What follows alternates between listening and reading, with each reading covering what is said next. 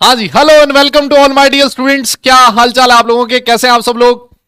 तो एक बार फिर से मैं आप सब लोगों का वेलकम करता हूं अर्जुना जेई 2024 बैच में। उम्मीद करता हूं सब बहुत ही बढ़िया होंगे। अगर मेरा ऑडियो और वीडियो क्लियर है तो बेटा एक बार फटाफट से थम्स अप करके मुझे बता दें, जिससे मुझे पता लग सके कि सब कुछ एकदम मस्त है। हाँ जी, फटाफट थम्स अप कर दो बेटा। Yes yes yes. एक बार फिर से आज चैट में पंगा। कोई नई बात नहीं है सर। चलो बहुत बढ़िया। हाँ जी हाँ जी, अब लग रहा है सब कुछ बढ़िया है। Good evening. अबे मॉर्निंग नहीं है, इवनिंग है भाई। हाँ जी, गुड इवनिंग, नमस्कार, लव यू बेटा सब लोगों को बहुत बहुत। सब एकदम मस्त है, बढ़िया बढ़िया बढ़िया। क्या बात क्या बात क्या बात। हाँ जी हाँ जी हाँ जी, सब बढ़िया, वेरी गुड। चलो फिर, चलो चलो। तो हम लोग पढ़ रहे हैं चैप्टर कौन सा, केमिकल बॉन्डिंग। यस। और केमिकल बॉन्डिंग का आज लेक्चर नंबर कौन सा है जी सर? लेक्चर नंबर है 4। हम लोगों ने बॉन्ड पैरामीटर्स लास्ट क्लास में स्टार्ट किया था, है ना, लेकिन बॉन्ड पैरामीटर्स के बारे में ज्यादा चीजें हम लोग पढ़ नहीं पाए थे, तो उसको हम लोग आज वाली क्लास में कंटिन्यू करने वाले हैं। ठीक है, सिर्फ बॉन्ड लेंथ के बारे में हम लोगों ने डिस्कस किया था। याद है याद है याद है। यस यस यस, हाँ जी हाँ जी। तो क्या हाल है भाई, पढ़ाई वढ़ाई कर रहे हो तुम लोग? हाँ, सब बढ़िया चल रहा है एकदम मस्त एकदम। और रिवाइज कर, ये चैप्टर तुम्हें थोड़ा सा आसान लग रहा होगा, ऐसा है क्या? मैं देख रहा था आप लोगों के कमेंट्स, डाउट सेक्शन में भी कुछ बच्चों ने लिखा कि सर ये वाला चैप्टर आसान है पिछले वाले कंपैरिजन। बिल्कुल है, चैप्टर इजी है क्योंकि आप लोगों ने पिछले वाले चैप्टर में मेहनत करी है अच्छे से, है ना। हम लोगों ने काफी सारी चीजें अच्छे से डिस्कस करी थी लास्ट चैप्टर में, और उनको बहुत अच्छे ढंग से हम लोगों ने कवर किया था। इसी वजह से ये वाला जो चैप्टर है शायद आपको ईजी लगे, है ना। लग रहा है क्या? कुछ लोग कह रहे हैं सर नहीं लग रहा, ये गलत फहमी है सर, है। देखो यार, वैसे तो आसान और मुश्किल ना वो डिपेंड करता है बच्चों पे। किसी को आसान लगता है, किसी को मुश्किल लगता है, लेकिन मुझे लगता है कि जो पिछला वाला चैप्टर अच्छे से कर लेता है ना, उसको आसान मुश्किल का पता नहीं, लेकिन इंटरेस्टिंग जरूर लगेगा। ऐसा है ना। आसान मुश्किल तो चलो ठीक है, वो अलग बात है, लेकिन इंटरेस्टिंग जरूर लगेगा। हाँ सर, एकदम जोरदार है। Yes yes. हाँ, लेकिन ये चैप्टर इंपॉर्टेंट बहुत है यार, बहुत इंपॉर्टेंट है ना। अच्छा, लास्ट क्लास में शायद कुछ होमवर्क नहीं था अपना। स्टार्ट करें क्या हम लोग सेशन? अब स्टार्ट करें दादा? Yes. Okay okay okay okay okay. हाँ, अच्छा ये क्वेश्चन और था यार तुम लोगों का, मतलब तुमने तो उसमें जान ले रखी है क्वेश्चन में कि सर बेसिसिटी का कैसे पता लगेगा। मैं देख रहा था आप लोगों के डाउट्स देख रहा था, बहुत सारे बच्चों को मैंने डाउट रिप्लाई भी किया फिर उस डाउट पे, है ना, कि सर बेसिसिटी कैसे पता लगे। एक तो बच्चा बहुत नाराज हो गया, नाराज हो कहता है सर ये मत कहना कि ऐसे होता है, फिर कहता है ये मत कहना ऐसे होता है। मैंने कहा भाई मतलब बंदा आग बबूला हो रखा, और नीचे इमोजी भी बहुत नाराज वाला बना रखा है, एकदम वो लाल मुंह ऐसा वाला आता है ना इमोजी, वो बना रखा था। तो यार इतना लोड क्यों ले रहे हो यार? अरे मैंने बताया तो था बेसिसिटी का कैसे पता लगता है। देखो बेसिसिटी का जो एक्चुअल मेथड है वो क्या है, बेसिसिटी क्या होती है कि किसी भी ऑक्सी एसिड के पास जितने ऑक्सी एसिड्स की हम लोग बात करते हैं इसमें, ऑक्सी एसिड्स में जितने एसिडिक हाइड्रोजन प्रेजेंट होते हैं उसको हम लोग बेसिसिटी कहते हैं। बात ये आती है कि सर एसिडिक हाइड्रोजन क्या होता है? भाई वो हाइड्रोजन जो एक हाईली इलेक्ट्रोनेगेटिव एलिमेंट से जुड़ा होता है उसको हम लोग एसिडिक हाइड्रोजन कहते हैं। अच्छा जी, वो जो अपना ऑक्सी एसिड है उसमें वो हाईली इलेक्ट्रोनेगेटिव एलिमेंट कौन सा होता है सर? ऑक्सीजन होता है। यस, तो जो हाइड्रोजन ऑक्सीजन से बॉन्डेड होगा ऑक्सीजन एसिड में, वो वाला क्या होगा? एसिडिक हाइड्रोजन होगा, है ना। तो जितने एसिडिक हाइड्रोजन होंगे वही आपकी उस एसिड की बेसिसिटी होगी, उतने ही H प्लस वो वाला जो एसिड होगा वो डोनेट कर पाएगा। सिंपल सी कहानी तो ये थी, है ना। अब आप या तो स्ट्रक्चर बना लो, स्ट्रक्चर बना के ये ध्यान में रख लो कि भैया कितने OH बॉन्ड प्रेजेंट है, वो उसकी बेसिसिटी हो जाएगी। नहीं तो आप डायरेक्ट भी ध्यान में रख सकते हो, है ना। लिखवाया था ना यार, कैसी बात कर रहे हो। लिखवाया तो था आप लोगों को, जैसे H2SO4 है उसकी बेसिसिटी 2 होती थी। यस, HNO3 की 1 होती थी, H3PO4 की 3 होती थी, H3PO3 की 2 होती थी, H3PO2 की 1 होती थी। ऐसे लिखवा तो रखा आप लोगों को, नहीं क्या? बोलो ना यार।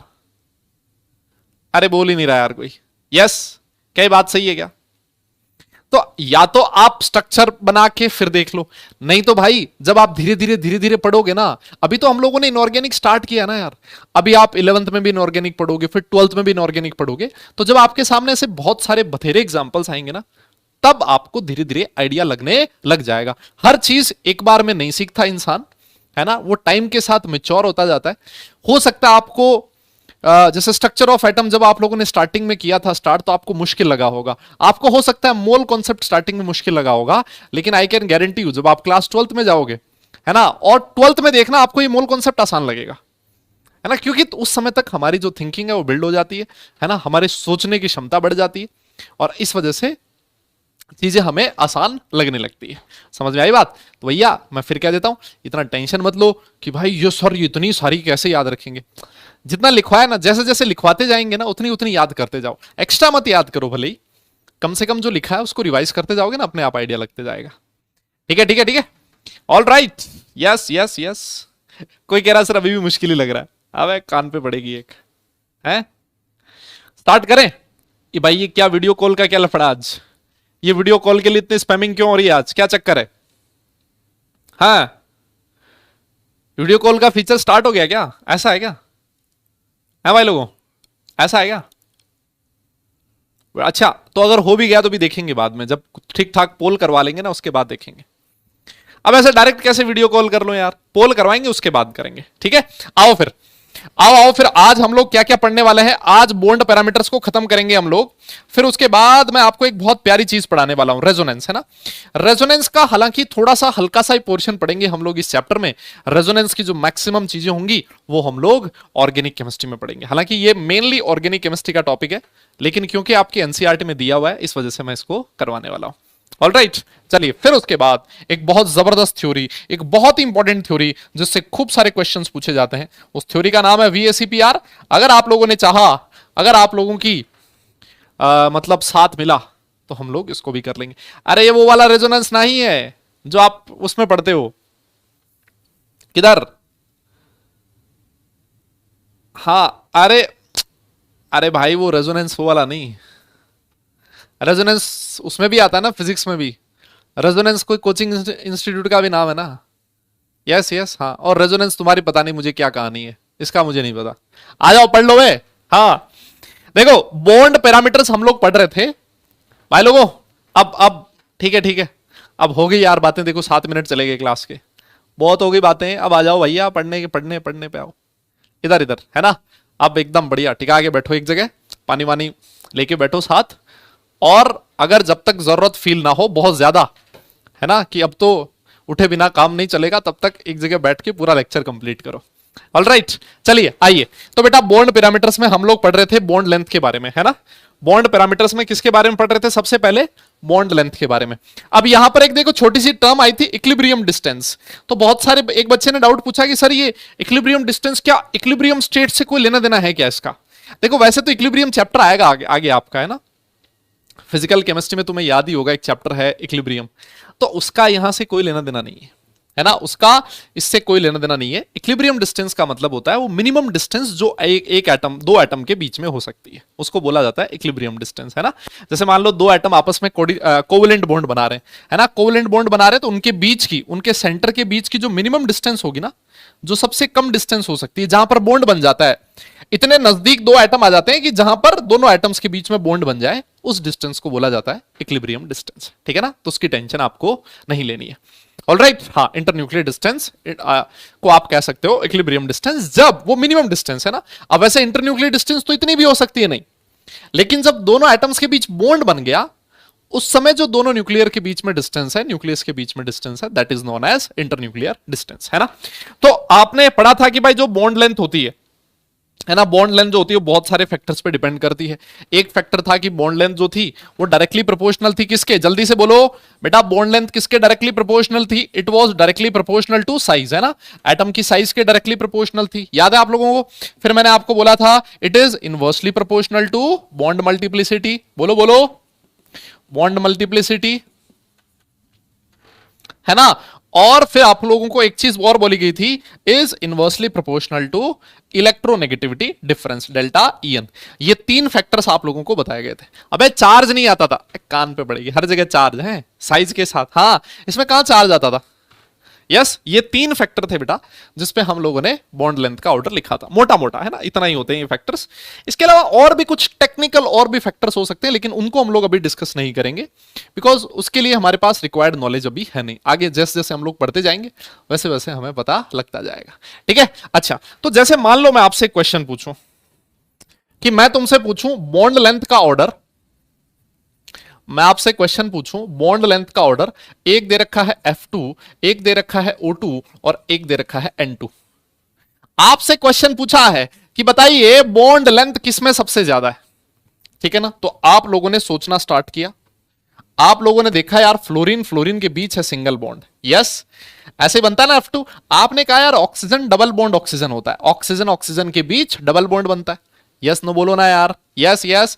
और भैया नाइट्रोजन नाइट्रोजन के बीच कौन सा बॉन्ड होता है, ट्रिपल बॉन्ड होता है। अरे बोल ही नहीं रहा कोई, यस यस दादा हाँ ना बोलना, यही होता है ना F2 की स्ट्रक्चर। अब बताओ बॉन्ड लेंथ कहां पर ज्यादा होगी, सर यहां पर सिंगल बॉन्ड है, यहां पर डबल बॉन्ड है, यहां पर ट्रिपल बॉन्ड है, सर इस बॉन्ड की बॉन्ड मल्टीप्लिसिटी ज्यादा है। और हम लोगों ने पढ़ा था, अरे अभी बोला था bond length is inversely proportional to, ए भाई जल्दी बोलना यार, bond length is inversely proportional to bond multiplicity, yes. तो इसी वजह से इस बॉन्ड का बॉन्ड मल्टीप्लिसिटी ज्यादा है, बॉन्ड लेंथ कम होगी, मैं ऐसे कह सकता हूं। बात समझ में आ गई क्या, यस। तो बेटा इस तरह से आप आइडिया लगा सकते हो, क्लियर क्लियर, यस यस, आसान है ना, आसान है, आसान है, यस वेरी गुड, बहुत बढ़िया। तो ये थोड़ा सा हल्का सा हमारा रिवीजन हो गया। आज हम लोग पढ़ने वाले हैं, आज हम लोग पढ़ने वाले हैं दूसरा बॉन्ड पैरामीटर जिसका नाम है बॉन्ड एंगल, ठीक है। दूसरा बॉन्ड पैरामीटर जिसका नाम है बॉन्ड एंगल। ये जो बॉन्ड एंगल है इसको मैं वापस भी पढ़ाऊंगा एक बार और, है ना। जब हम लोग एक थ्योरी आएगी VBT, valence bond theory, hybridization, जब हम लोग पढ़ लेंगे उसके बाद में आपको ये वाली चीज पढ़ाने वाला। हाँ अब इसमें साइज वाला फैक्टर नहीं लगाओगे, हाँ हाँ हाँ हाँ, मैं यही कह रहा था, इसीलिए तो ये वाला क्वेश्चन करवाया था। अबे इसीलिए तो ये क्वेश्चन करवाया है कि थोड़ा सा ध्यान में रखना है। यहां पर अगर आप देखोगे तो फ्लोरीन की साइज सबसे छोटी है। भैया साइज तब देखी जाती है जब बॉन्ड मल्टीप्लिसिटी सेम हो। अबे समझ ही नहीं रहे हो तुम लोग, है ना। अरे दादा देखो, अगर मान लो यहां पर भी सिंगल होता, यहां पर भी सिंगल होता और यहां पर भी सिंगल होता, तब मैं देखता साइज। और मैंने एक चीज और बोली थी तुम्हें, साइज वाला फैक्टर हमेशा कहां देखना है भाई लोगों, साइज वाला फैक्टर कहां देखा जाता था, ग्रुप में देखा जाता था मुन्ना। अरे मेरे भाई क्या बात कर रहा है यार, साइज वाला फैक्टर कहां देखा जाता है, ग्रुप में देखा जाता है, यस। एक पीरियड में साइज वाला फैक्टर ज्यादा डोमिनेटिंग नहीं होता, याद है क्या। ओ भाई याद है ना यार, कैसी बात कर रहे हो, रिवाइज करके नहीं आए हो तुम लोग, इसका मतलब ये। हाँ अरे तो भैया ये तो एक ही पीरियड के मेंबर है ना, एक पीरियड के मेंबर है। अब पीरियड में मान लो दोनों एटम अलग अलग होते ना, तब मैं देख लेता इलेक्ट्रोनेगेटिविटी डिफरेंस, लेकिन यहां पर एटम सेम ही, इलेक्ट्रोनेगेटिविटी डिफरेंस जीरो, यहां पर भी जीरो, यहां पर भी जीरो। तो मैंने क्या चेक किया है, मैंने चेक किया है बॉन्ड मल्टीप्लिसिटी। सिंगल बॉन्ड हमेशा लेंथ ज्यादा होती है, डबल बॉन्ड थोड़ा सा स्ट्रॉन्ग होता है, लेंथ कम हो जाती है, और ट्रिपल बॉन्ड और छोटा हो जाता है ना, बॉन्ड लेंथ सबसे कम होती है। सबसे स्ट्रॉन्ग तगड़ा बॉन्ड ये वाला होता है, ठीक है ठीक है, क्लियर, समझ में आ गई बात। आओ आगे चलो। हाँ तो जैसा मैंने आपसे कहा कि भाई जो बॉन्ड एंगल है इसको मैं एक बार वापस पढ़ाऊंगा, और जब हम लोग आगे एक थ्योरी पढ़ेंगे वीबीटी हाइब्रिडाइजेशन, वो पढ़ लेंगे ना, उसके बाद हम लोग इसको वापस पढ़ेंगे, ठीक है। अच्छा देखो इसका नाम ही आपको चीख चीख के कह रहा है, बॉन्ड एंगल मतलब बॉन्ड्स के बीच का एंगल, खत्म। बॉन्ड एंगल बोले तो बॉन्ड्स के बीच का angle. Chat not working properly, हाँ जी जनाब मुझे पता है, चैट काम नहीं कर रही अच्छे से, बट जैसे भी काम कर रही है ना वैसे देख लेते हैं, है ना, है ना, ठीक है। आओ देखो, जैसे मान लो मैं आपके सामने लिखूं CO2 का स्ट्रक्चर। देखो CO2 का जो स्ट्रक्चर होता है ना, सारी दुनिया जानती है, शायद आप लोग भी जानते होंगे। CO2 में ये स्ट्रक्चर होता है CO2 का, ऐसा ही होता है ना, लीनियर स्ट्रक्चर होता है। इसको क्या बोला जाता है बेटा, लीनियर बोला जाता है। दादा जल्दी बोलना यार, ये स्ट्रक्चर कैसी होती है, सर लीनियर स्ट्रक्चर है। अब लीनियर स्ट्रक्चर में मैं आपसे पूछूं कि ये वाला बॉन्ड और ये वाला बॉन्ड, इसके बीच एंगल कितना है, तो आप बोलोगे सर ये वाला एंगल है 180 डिग्री का। तो अगर कोई तुमसे पूछे कि what is the bond angle in CO2, आप खटाक से बोल दियो भैया 180 डिग्री का एंगल होगा, यस। अब बहुत सारे लोग ये भी बोल सकते हैं कि सर आपको कैसे पता लगा कि इसका स्ट्रक्चर लीनियर होता है ना।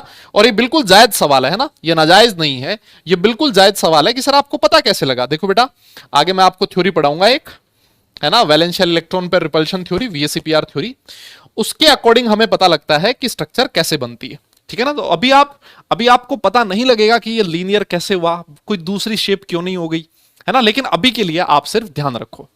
जब आपको ये थ्योरी पढ़ लोगे आप लोग अगली वाली थ्योरी वीएसईपीआर थ्योरी, उसके बाद ये आपको मक्खन लगेगा, बहुत आसान लगेगा।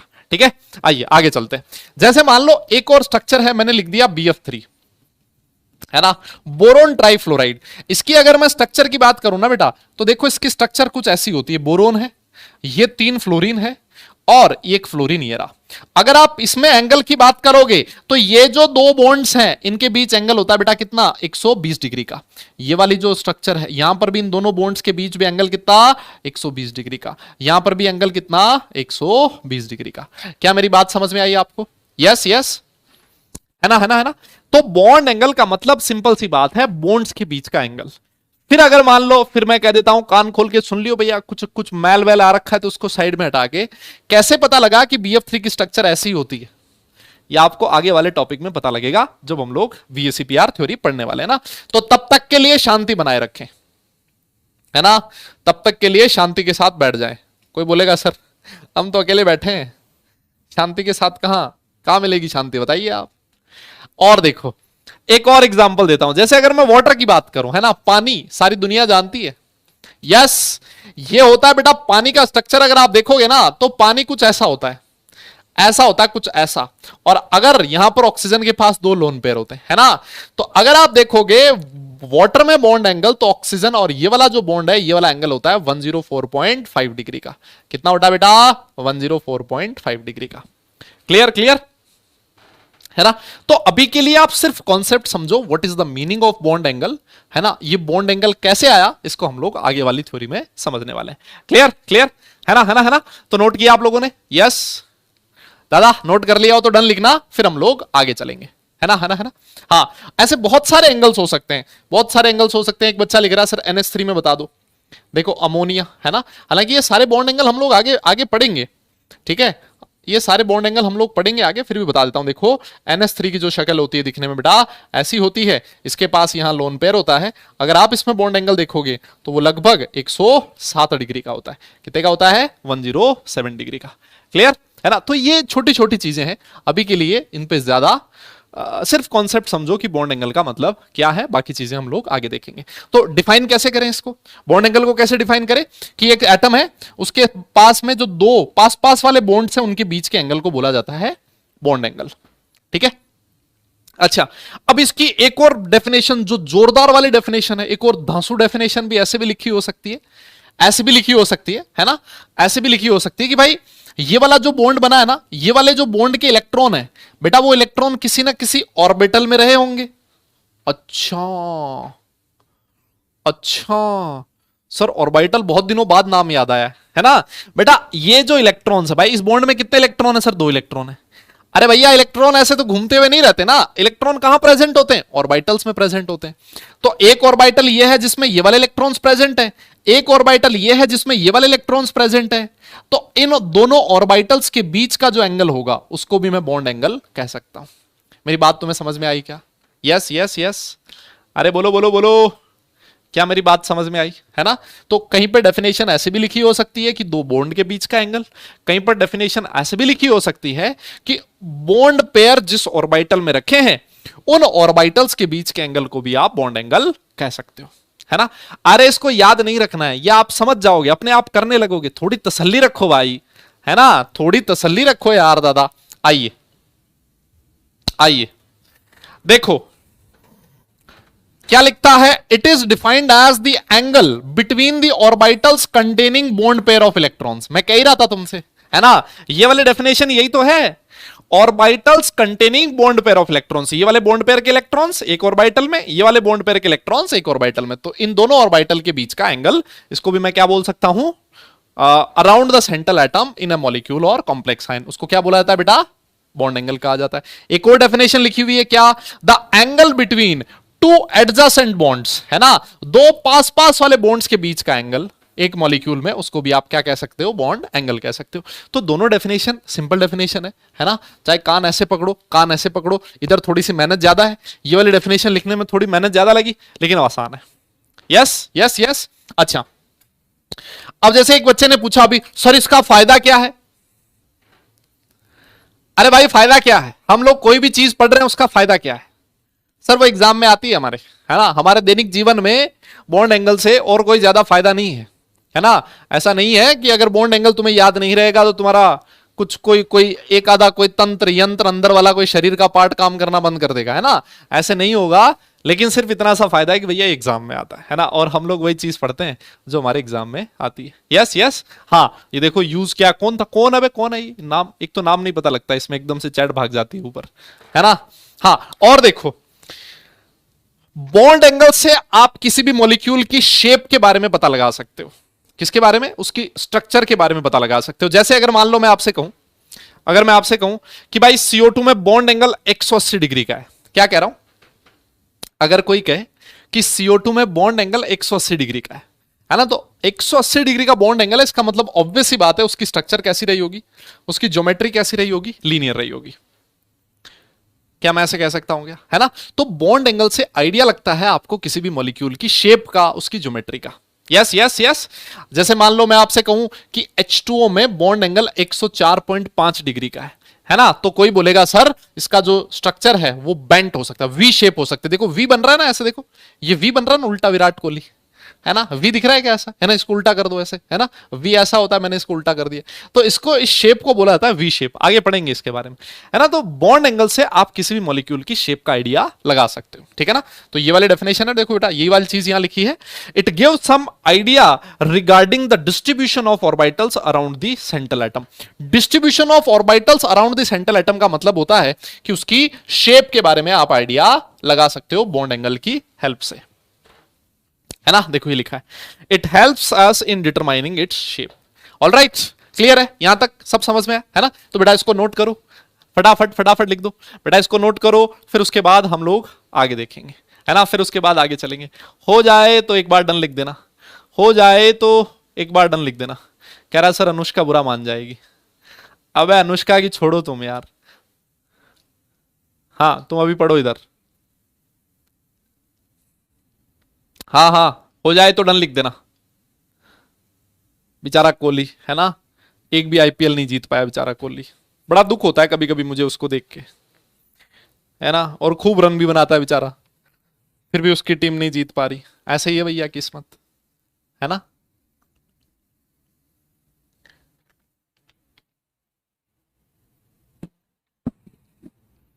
अरे हो गया क्या, डन डन,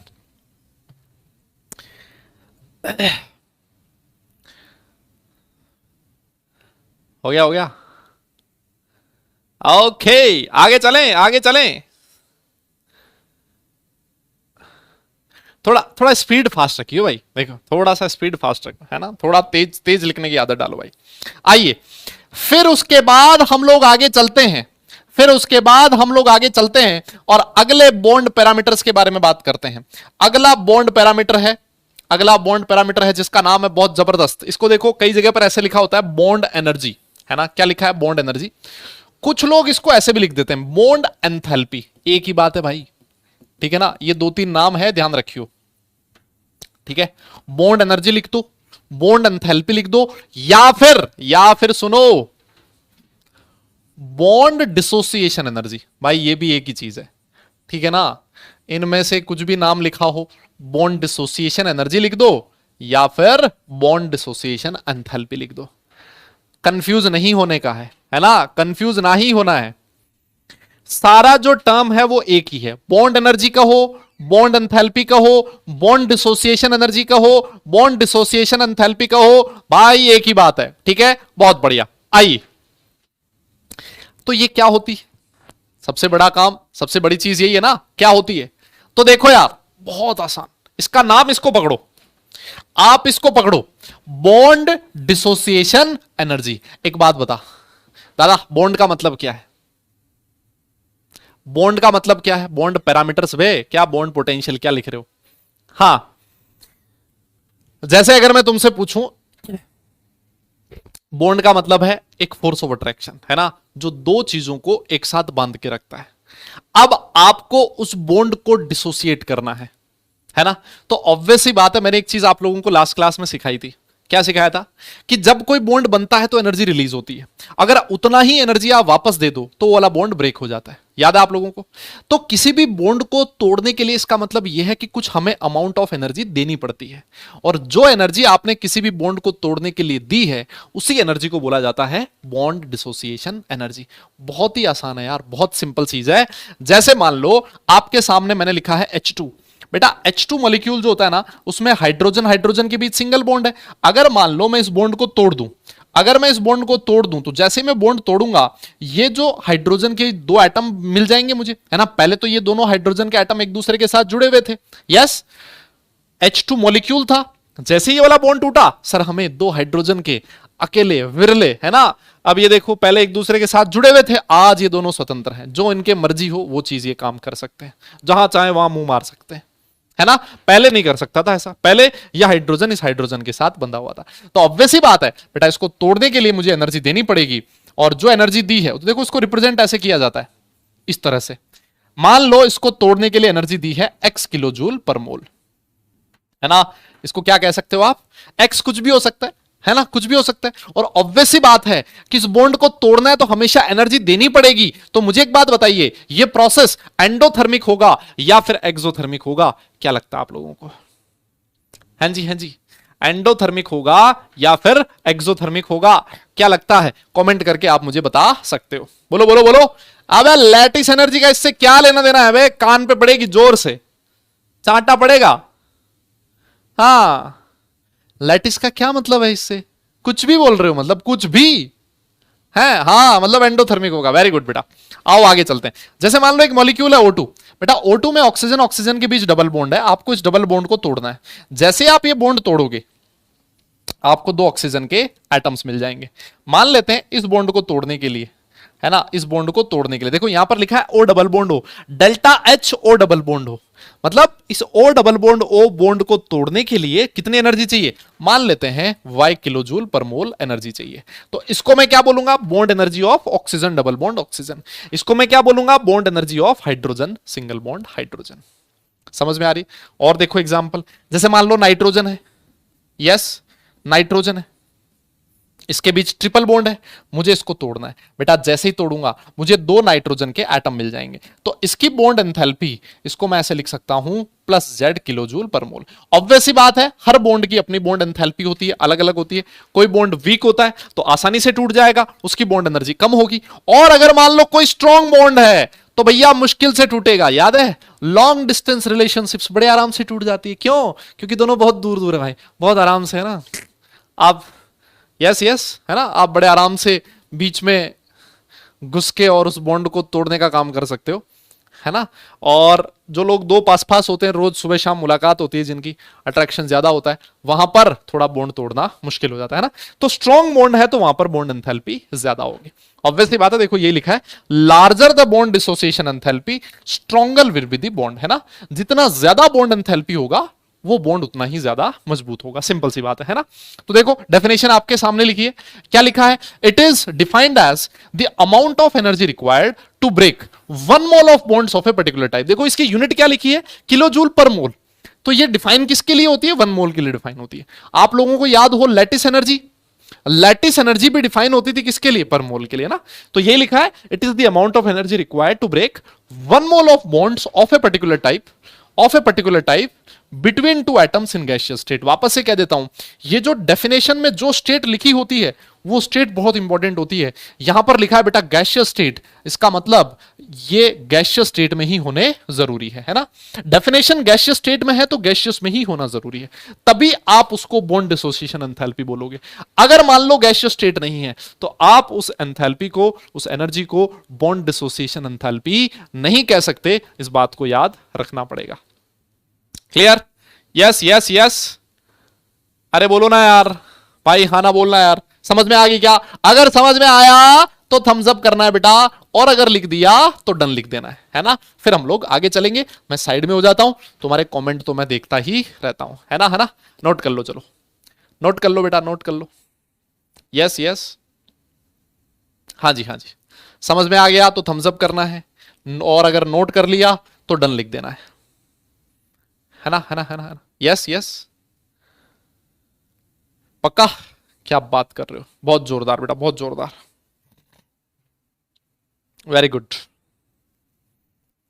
है ना, कुछ ज्यादा तो लिखा हुआ नहीं है, 2-3 लाइन लिखी है बोर्ड पे। और मैंने सुना है भाई, क्या तुम्हारी स्पीड है, तुम्हारी लिखने की स्पीड के चर्चे ना मैंने बहुत दूर दूर सुने हैं।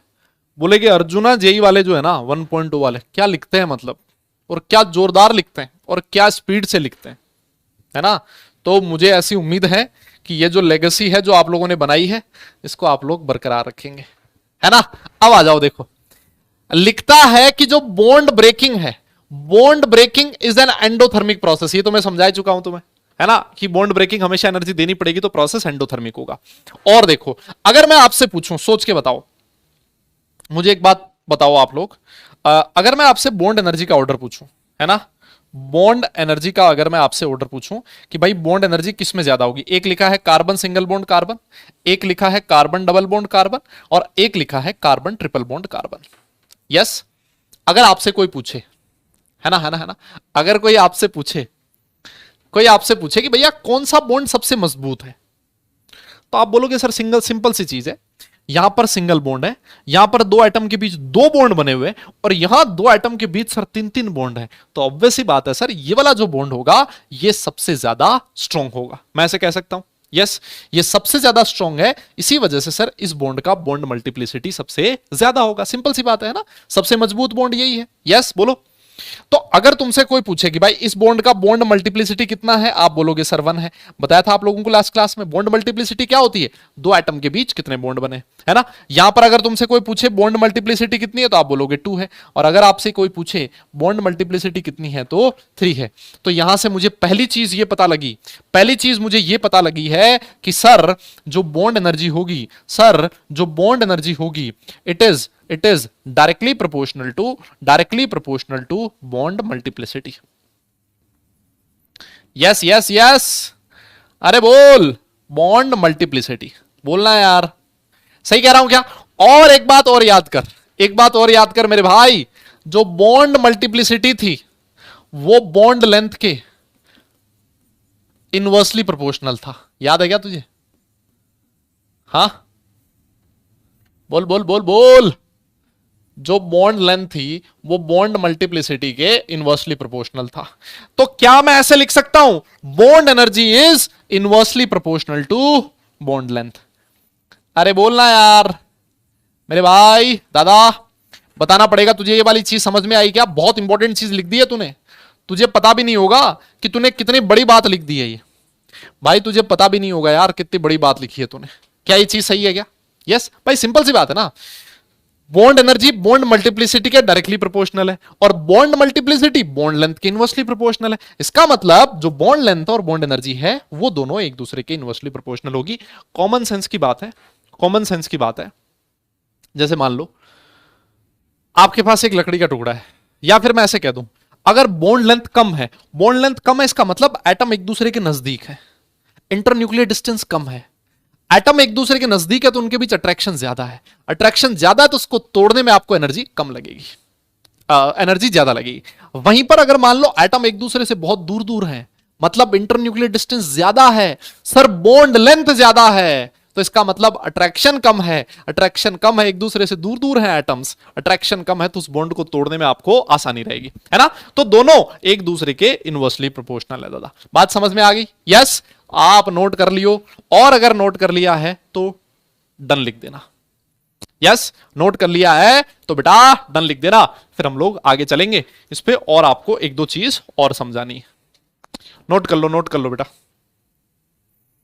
यस यस यस, हाँ जी, नोट कर लियो, नोट कर लियो।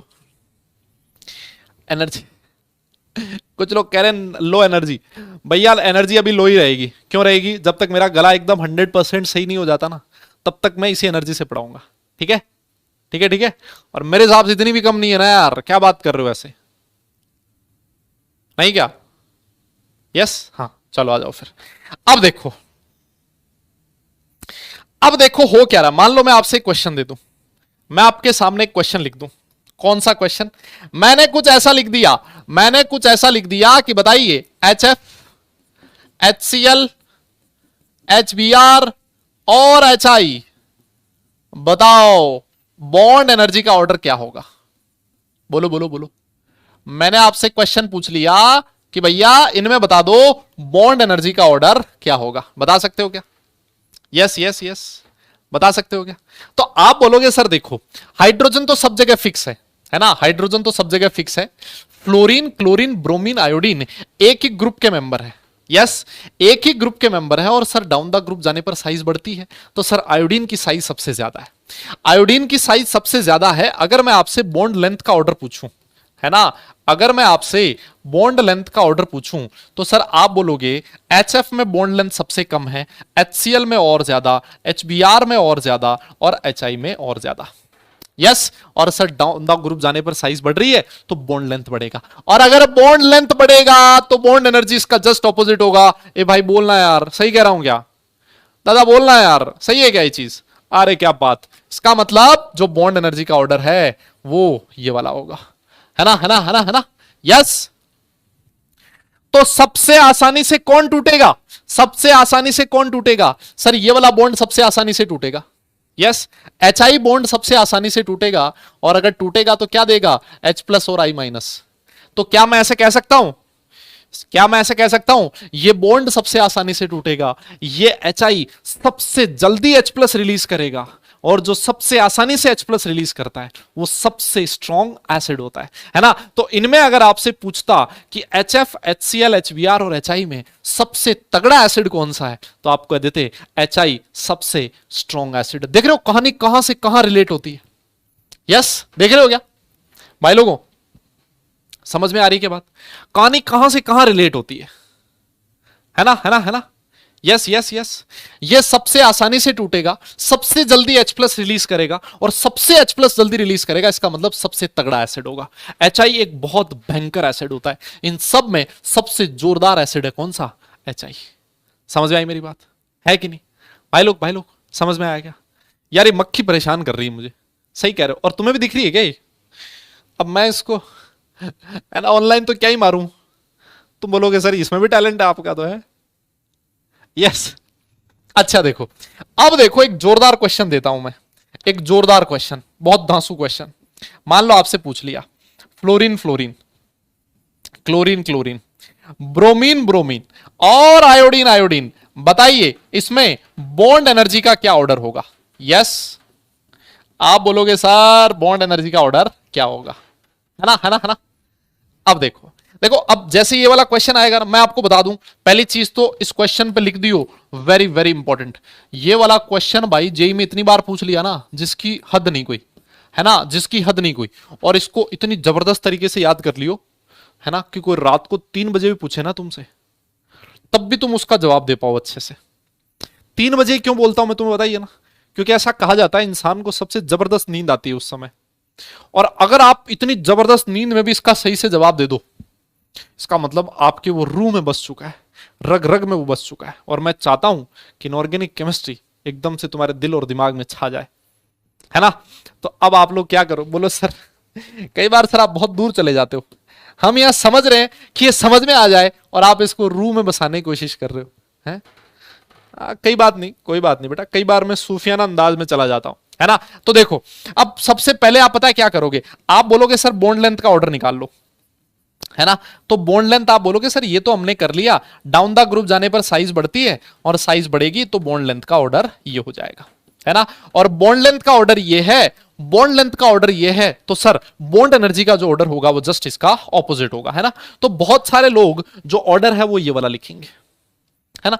और सिंपल सी बात भी है कि यही होना चाहिए था, होना चाहिए था, लेकिन जेई इतना आसान क्वेश्चन तो नहीं पूछेगा, इसका मतलब कुछ ना कुछ कहानी में ट्विस्ट है। आप लोगों को जानकर बड़ा ही दुख होगा, बड़ा ही दुख होगा कि ये वाला जो ऑर्डर है बॉन्ड एनर्जी का ये बिल्कुल गलत है। यस, ये वाला जो ऑर्डर है बेटा बॉन्ड एनर्जी का ये बिल्कुल गलत ऑर्डर है, ये सही नहीं है। अब आप बोलोगे सर सही बता दो फिर पहले, आइए मैं बता देता हूं। देखो सबसे जबरदस्त जो बॉन्ड एनर्जी होती है मैं आपको लिख देता हूं यहां पर, फिर मैं इसको एक्सप्लेन भी करूंगा कि ऐसा क्यों हुआ, और ये चीज आप लोग कक्षा 12th में वापस से पढ़ोगे कि ऐसा क्यों हुआ। जब आप ग्रुप 17 एलिमेंट्स पढ़ोगे, जब आप डी ब्लॉक एलिमेंट्स पढ़ोगे, उसमें आपको और ये चीज, इसी चीज को दोबारा आप लोग पढ़ोगे, है ना। तो ऐसा क्यों हुआ मैं आपको समझा देता हूं। पहली चीज तो ऑर्डर लिख देते हैं, सबसे ज्यादा बॉन्ड एनर्जी होती है क्लोरीन क्लोरीन की, फिर आता है ब्रोमीन ब्रोमीन, फिर आता है बेटा फ्लोरीन फ्लोरीन, और सबसे लास्ट में आता है आयोडीन आयोडीन। देख रहे हो आप? मतलब यहां पर बॉन्ड लेंथ और बॉन्ड एनर्जी का जो इनवर्सली प्रोपोर्शनल वाला रिलेशन है ना, वो फुलफिल नहीं हो रहा। जनरली फील होता है ना, जनरली वैसा होता है, लेकिन कुछ एक्सेप्शंस इसके जरूर हो सकते हैं। ये होता है बेटा इसका एक्चुअल ऑर्डर। अब आप कहोगे सर, अब आप कहोगे सर ऐसा क्यों हुआ, तो इसका रीजन देखो। इसका रीजन क्या, देखो मैं आपको समझाता हूं।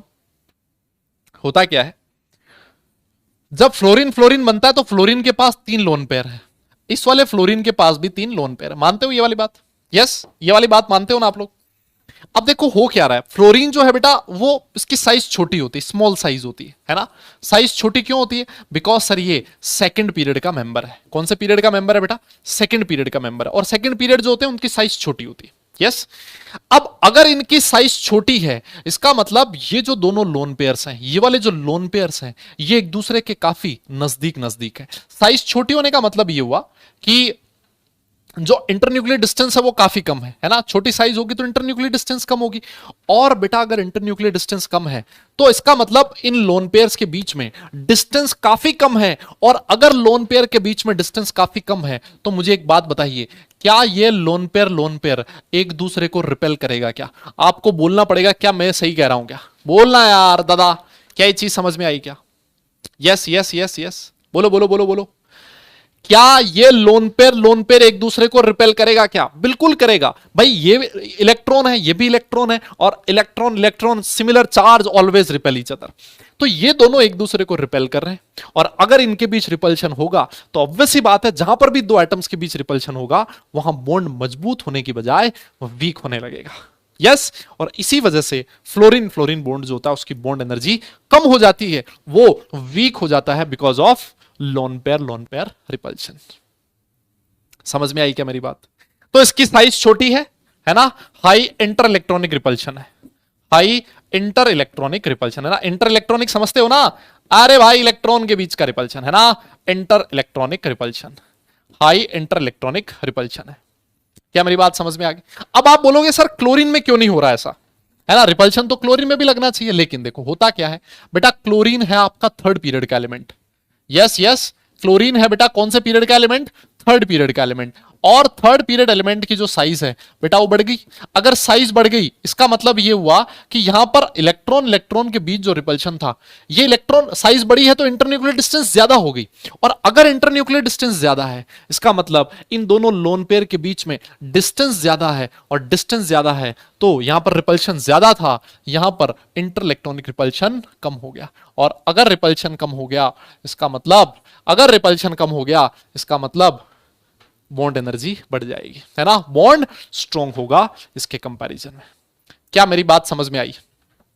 यस यस यस बेटा बोलना पड़ेगा। ये बहुत ही जबरदस्त, बहुत इंपॉर्टेंट क्वेश्चन है। ये जेई मेंस में भी पूछा जा चुका है, जेई एडवांस में भी पूछा जा चुका है। इसको रट लेना, और कसम खा लियो कि भूलोगे नहीं, लेकिन कसम मेरी नहीं खानी, है ना, वो तुम अपने हिसाब से देख लेना किसकी खानी है।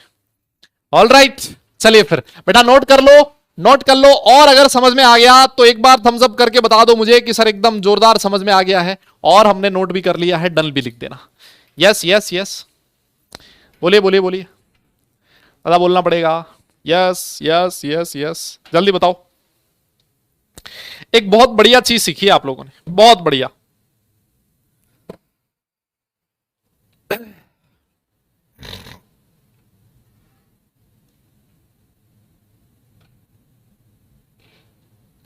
हाँ जी हाँ जी, पक्का।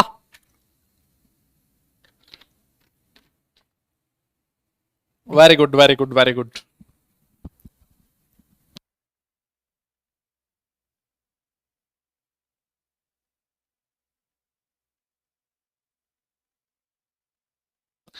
हाँ जी, बहुत बढ़िया बेटा, बहुत बढ़िया, है ना। तो इस चीज को आपको याद रखना है, फ्लोरीन की साइज छोटी है, छोटी साइज होने की वजह से इंटरइलेक्ट्रॉनिक रिपल्शन ज्यादा है, ज्यादा रिपल्शन की वजह से बॉन्ड वीक हो गया है। क्लियर? बहुत बढ़िया।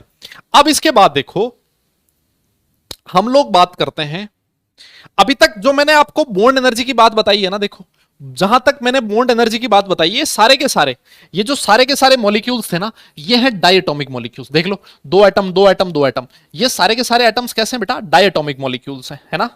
अभी तक मैंने जो आपको बॉन्ड एनर्जी की बात सिखाई है वो किसमें सिखाई है? डायटोमिक मॉलिक्यूल्स के केस में। अब मान लो कोई ये कहे कि सर अब ना डायटोमिक मॉलिक्यूल नहीं है, मान लो पॉलीएटॉमिक मॉलिक्यूल है। जैसे मैं एग्जांपल ले लेता हूं CH4 का, लेट से, या फिर पहले वाटर ले लेते हैं ना। जैसे मैं एग्जांपल ले लूं वाटर का, H2O। यस, H2O मैंने ले लिया। तो आप लोग जानते हो कि भाई H2O में हाइड्रोजन हाइड्रोजन, ये देखो, ये दो बॉन्ड है, ऑक्सीजन हाइड्रोजन ऑक्सीजन हाइड्रोजन। अब मेरी बात सुनना, अब मेरी बात सुनना अच्छे से। देखो होता क्या है, दिखने में तो हमें लग रहा है कि ये दोनों बॉन्ड सेम ही है ना, ऐसा लग रहा है कि दोनों बॉन्ड जो है वो सेम है। लेकिन मैं आपको बता दूं, लेकिन मैं आप लोगों को बता दूं, ये दोनों बॉन्ड सेम होते हुए भी अगर आपको इन दोनों बॉन्ड को तोड़ना है तो एक्सपेरिमेंटल डेटा ये कहता है, एक्सपेरिमेंटल डेटा ये कहता है कि इन दोनों बॉन्ड को तोड़ने के लिए जो एनर्जी का रिक्वायरमेंट होगा वो अलग अलग होगा। मेरी बात समझ में आई? कि सेम बॉन्ड होते हुए भी उन बॉन्ड को तोड़ने के लिए जिस एनर्जी का रिक्वायरमेंट होता है वो डिफरेंट डिफरेंट होता है। लेट से इस बॉन्ड को तोड़ने के लिए एक्स एनर्जी चाहिए, इस बॉन्ड को तोड़ने के लिए वाई एनर्जी चाहिए।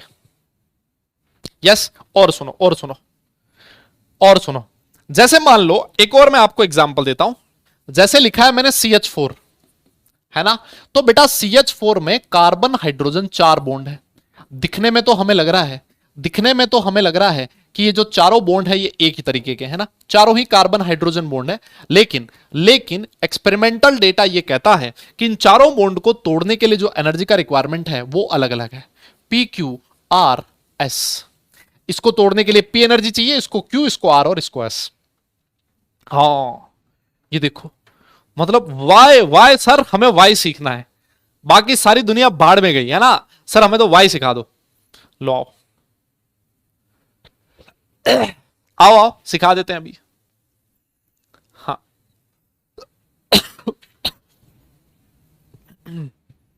इधर आओ, देखो मैं बताता हूं ऐसा क्यों हुआ। सुनियो मेरी बात, देखना अभी तुम्हें खुद को समझ में आ जाएगा, इसके पीछे की पूरी कहानी समझा देता हूं, है ना। और तुम्हें तो क्यों सीखना है, मैं सिखा भी दूंगा ना, फिर भी उसके बाद आपको याद रखना पड़ेगा कि ऐसा होता है, ठीक है। आओ देखो हुआ क्या, अगर मान लो आप H2O की बात करो तो इसमें आप सबसे पहले क्या करोगे, इस बॉन्ड को तोड़ोगे, है ना। आपने ये वाला बॉन्ड तोड़ा तो क्या बना, H गैस बन गया, OH गैस बन गया, है ना, गैसियस स्टेट में होना चाहिए, ये हम लोगों ने बात करी थी। अगर ये वाला बॉन्ड को तोड़ा तो मान लेते हैं इस बॉन्ड को तोड़ने में आपको एनर्जी लगी कितनी, मान लेते हैं x किलो जूल पर मोल एनर्जी लगी। अब जैसे ही ये वाला बॉन्ड टूट गया, पहला बॉन्ड टूट गया तो हाइड्रोजन अलग हो गया, OH अलग हो गया। अब आप क्या करने वाले हो, अब आप क्या करने वाले हो, ऑक्सीजन हाइड्रोजन को तोड़ने वाले हो।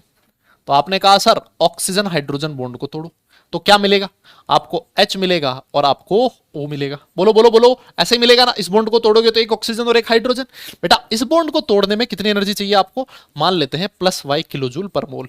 अब देखो ये दोनों एनर्जी की वैल्यू अलग अलग क्यों है, अरे भैया अलग अलग इसलिए है क्योंकि जब आप दोनों बॉन्ड को तोड़ रहे हो ना, तो जो केमिकल एनवायरमेंट है, जो मॉलिक्यूल का केमिकल एनवायरमेंट है वो चेंज हो गया है।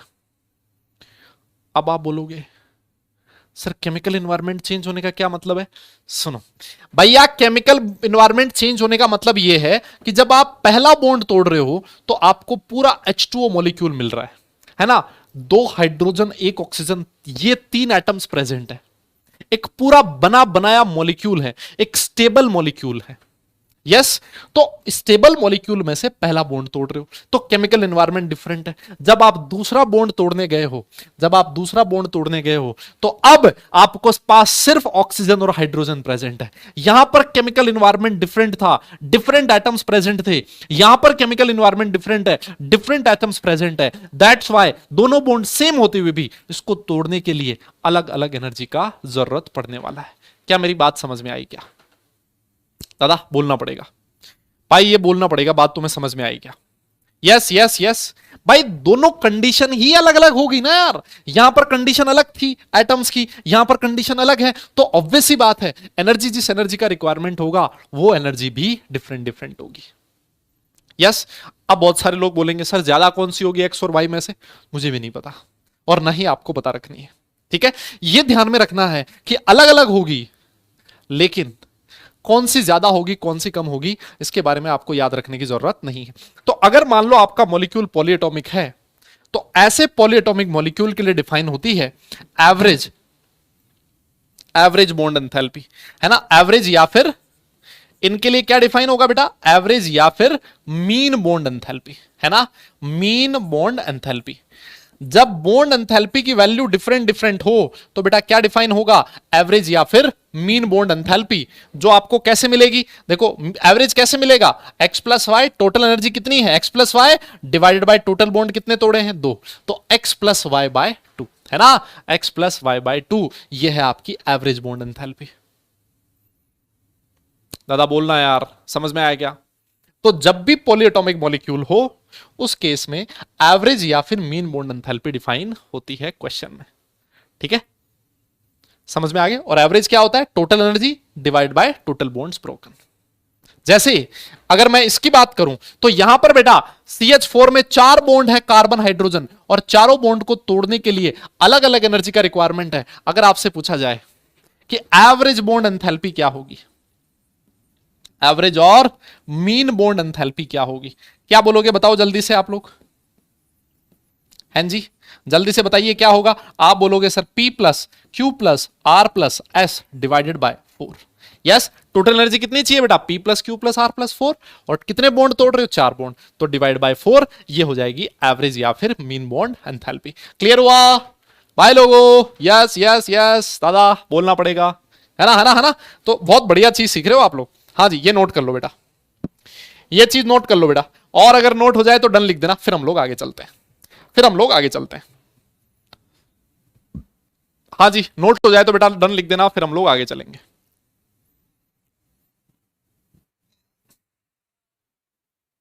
Yes yes yes, very good, done लिखना, फिर आगे चलते हैं।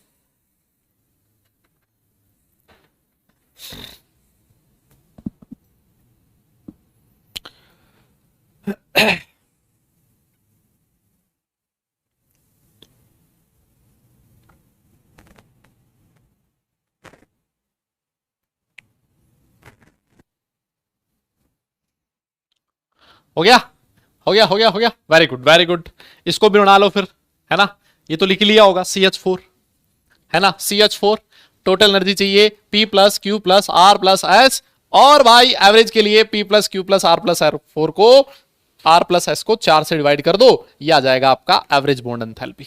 आइए फिर जेईई मेंस 2020 का एक क्वेश्चन कर लेते हैं, जेईई मेंस 2020 का एक क्वेश्चन कर लेते हैं। आपकी स्क्रीन पर क्वेश्चन है, इसका पोल आएगा अभी, आपकी स्क्रीन पर क्वेश्चन है महाराज, इसका पोल बहुत जल्दी आपकी स्क्रीन पर आने वाला है। देखिए क्वेश्चन एक बार अच्छे से पढ़ लो, यस यस बेटा, क्वेश्चन आप एक बार अच्छे से पढ़ लो। Arrange the following bonds according to their average bond energies in the decreasing order, है ना, बॉन्ड एनर्जी का डिक्रीजिंग ऑर्डर आपको बताना है, और इस क्वेश्चन का पोल मैं आप लोगों की स्क्रीन पर देना चाहता हूं। यस बेटा, आप लोगों ने देख लिया होगा शायद, यस यस यस यस दादा बोलियो बोलियो बोलियो बोलियो, नोट कर लिया, हो गया, हो गया, हो गया। चलिए पोल आपकी स्क्रीन पर आ रहा है भाई, पोल आप लोगों की स्क्रीन पर है, देखो जरा, पोल आप लोगों की स्क्रीन पर है।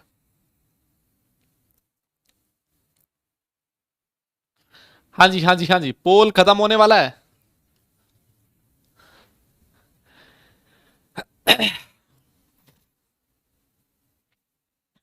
हुआ क्या, क्या लग रहा है,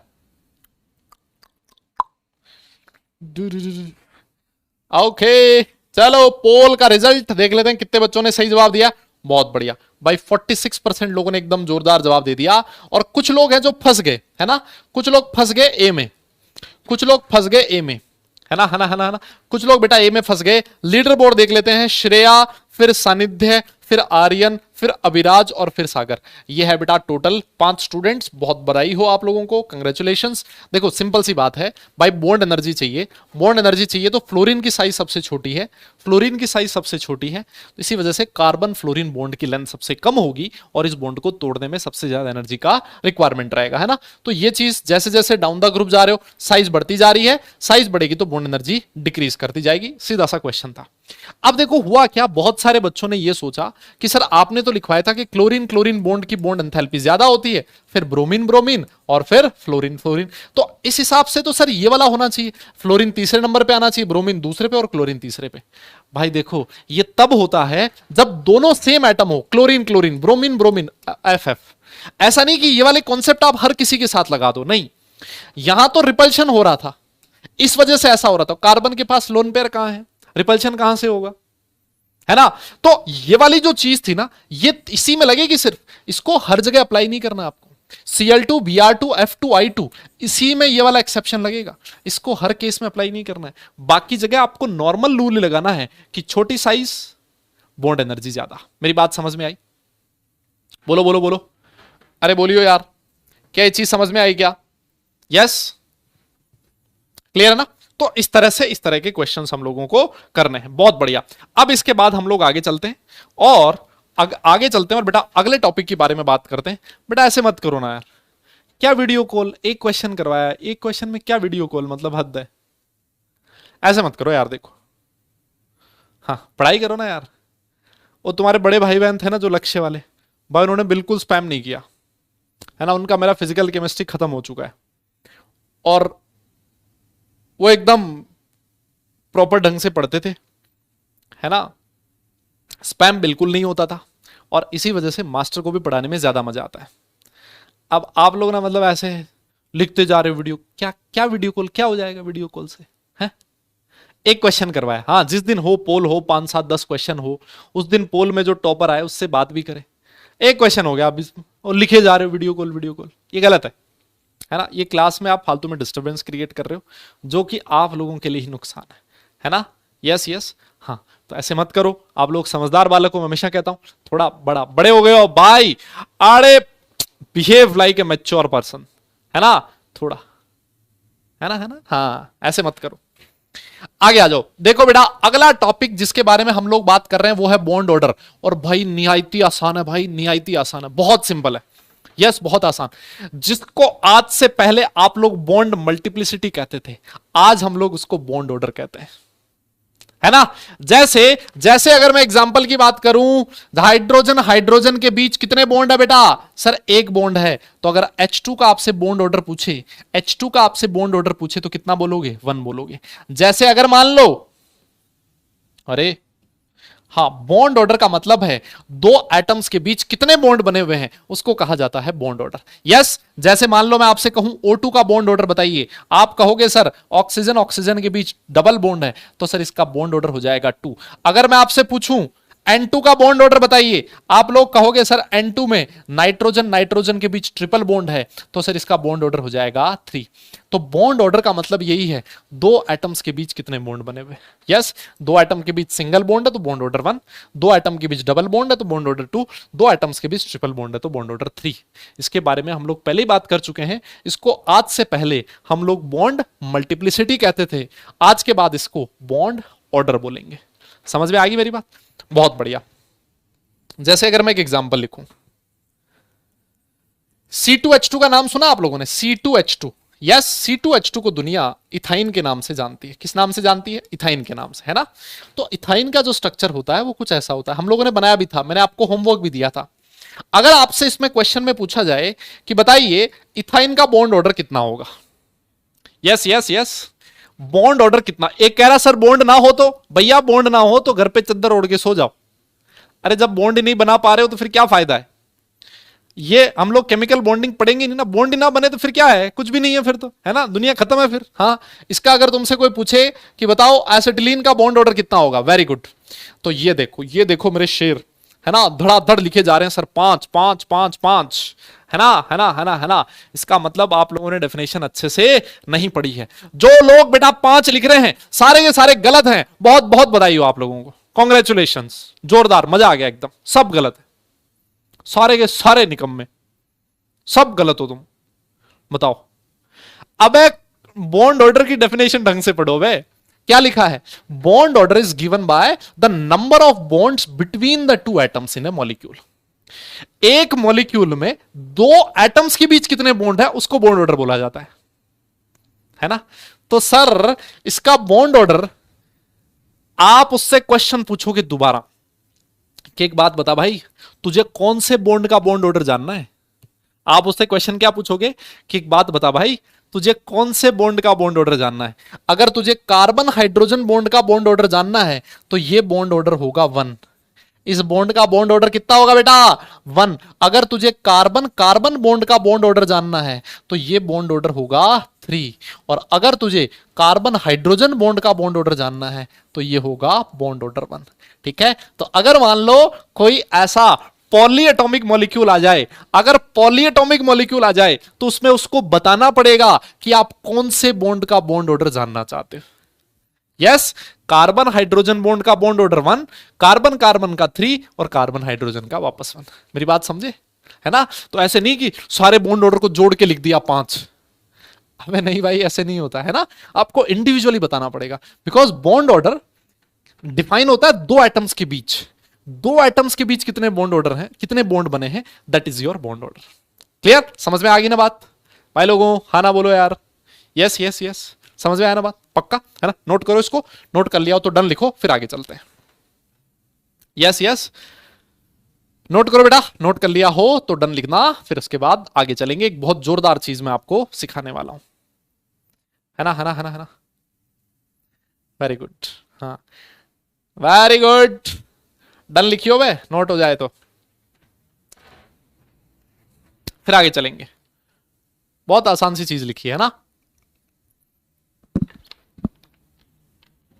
अब देखो अगला जो पॉइंट लिखा हुआ है ना, ये तुम्हें लग रहा होगा कि एक सिंपल सी लाइन लिखी है, लेकिन ये नोट में ना बहुत प्यारी चीज लिखी हुई है यार, बहुत ही प्यारी चीज लिखी हुई है, बहुत जबरदस्त चीज। क्या लिखा है कि जो आइसो इलेक्ट्रॉनिक मॉलिक्यूल्स होते हैं या फिर आयंस होते हैं, उनका बॉन्ड ऑर्डर सेम होता है। बहुत प्यारी चीज है ये, चीज आपको बहुत जगह पे बचाने वाली है। आइसो इलेक्ट्रॉनिक का मतलब समझते हो मुन्ना? अबे नाम सुना सुना लग रहा है कि सुना सुना?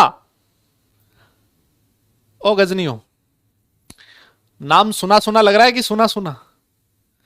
सुना सुना लग रहा है ना पक्का? आइसो इलेक्ट्रॉनिक का मतलब species having same number of electrons, है ना, सेम नंबर ऑफ इलेक्ट्रॉन्स। तो जो आइसो इलेक्ट्रॉनिक स्पीसीज होती है ना, उनका बॉन्ड ऑर्डर भी सेम होता है। ये बहुत इंपॉर्टेंट चीज है। जैसे मान लो मैं एग्जांपल दूं, जैसे मैं एग्जांपल दूं, F2 लिखा है एंड O2 2- लिखा है। क्या ये दोनों आइसो इलेक्ट्रॉनिक है क्या? सबसे पहले तो ये बताओ, क्या ये दोनों आइसो इलेक्ट्रॉनिक है क्या? सबसे पहले तो ये बताओ। सर F2 में कितने इलेक्ट्रॉन है? फ्लोरीन का एटॉमिक नंबर होता है 9, तो 9 दूनी 18, 18 इलेक्ट्रॉन है सर F2 के पास। ऑक्सीजन का एटॉमिक नंबर होता है 8, 8 दूनी 16 और 2 2- है ना, 2 ऐड हो जाएंगे, 18 इलेक्ट्रॉन्स। तो सर ये दोनों आइसो इलेक्ट्रॉनिक है, ठीक है ना। अब मैं अगर आपसे पूछूं कि बताओ इन दोनों का बॉन्ड ऑर्डर कितना होगा, यस इन दोनों का बॉन्ड ऑर्डर कितना होगा। अब देखो आपने O2 2- की स्ट्रक्चर नहीं पढ़ी आज से पहले, आपको नहीं पता कि O2 2- कैसे बनता है, तो इसका बॉन्ड ऑर्डर भी बताना आपके लिए मुश्किल है। लेकिन आपको यह जरूर पता है, आपको ये जरूर पता है कि F2 का जो स्ट्रक्चर होता है उसमें फ्लोरीन फ्लोरीन के बीच सिंगल बॉन्ड होता है ना, और इसका बॉन्ड ऑर्डर 1 है। यस इसका बॉन्ड ऑर्डर 1 है, इसका मतलब इसका जो आइसो इलेक्ट्रॉनिक है O2 2- इसका बॉन्ड ऑर्डर भी कितना होगा बेटा? 1 होगा। मेरी बात तुम्हें समझ में आई? Yes yes. अबे O2 2- O2 नहीं है, O2 के ऊपर 2- लगा हुआ है। ये O2 नहीं है, O2 का तो बॉन्ड ऑर्डर 2 होता है, O2 के ऊपर 2- लगा हुआ है। मेरी बात तुम्हें समझ में आ रही है ना? बाइलों को बोलना पड़ेगा, यस दादा बोलना पड़ेगा। समझ में आई मेरे? कितनी प्यारी चीज है। इसका बॉन्ड ऑर्डर पता था, इसकी हेल्प से आपने इसका बॉन्ड ऑर्डर भी पता लगा लिया। और एग्जांपल देखो भी, जैसे मान लो एक और एग्जांपल लिखा है, N2 लिखा है, CO लिखा है एंड NO+ लिखा है। चेक करो क्या ये तीनों के तीनों आइसो इलेक्ट्रॉनिक हैं क्या? एक बार आप चेक करो क्या ये तीनों के तीनों आइसो इलेक्ट्रॉनिक है क्या? नाइट्रोजन का एटॉमिक नंबर 7, 7 दूनी 14, 8 और 6 14। सर ये है 7 और 8 15 और प्लस लगा दिया, इसका मतलब एक इलेक्ट्रॉन उड़ गया। बताइए इसका बॉन्ड ऑर्डर कितना होना चाहिए? जल्दी बोलो, इसका बॉन्ड ऑर्डर कितना होना चाहिए? कितना होना चाहिए जल्दी बताओ। यस यस यस यस, अरे क्या बात लड़कों, वेरी गुड, बहुत बढ़िया बेटा, शाबाश, बहुत बढ़िया। सर हमें नहीं पता NO+ कैसे बनता है, सर हमने नहीं बनाया, सर हमें CO का स्ट्रक्चर भी नहीं पता, सर हम भूल गए। लेकिन भाई ये तो सबको पता है कि N2 में नाइट्रोजन नाइट्रोजन के बीच ट्रिपल बॉन्ड होता है। तो अगर इसका बॉन्ड ऑर्डर 3 है तो इसके जो आइसोइलेक्ट्रॉनिक होंगे सबका बॉन्ड ऑर्डर कितना आएगा? 3 आएगा। क्या ये चीज समझ गए क्या आप लोग? यस। तो कितनी प्यारी चीज लिखी हुई है कि जो आइसोइलेक्ट्रॉनिक स्पीसीज होती हैं उन सब का बॉन्ड ऑर्डर सेम होता है। इस बात को याद रख लें, गांठ बांध लेना, भूलना मत, कसम खा लियो मेरी मत खाना, है ना? अपना जुगाड़ देख लेना, देख रखा होगा तुमने। यस, समझ में आ गई? नोट कर लिया हो तो डन लिखना। फिर हम लोग आगे चलते हैं और अगले कॉन्सेप्ट के बारे में पढ़ेंगे, अगली थ्योरी के बारे में पढ़ते हैं जिसका नाम है रेजोनेंस। हाँ जी बताइए। यस यस यस,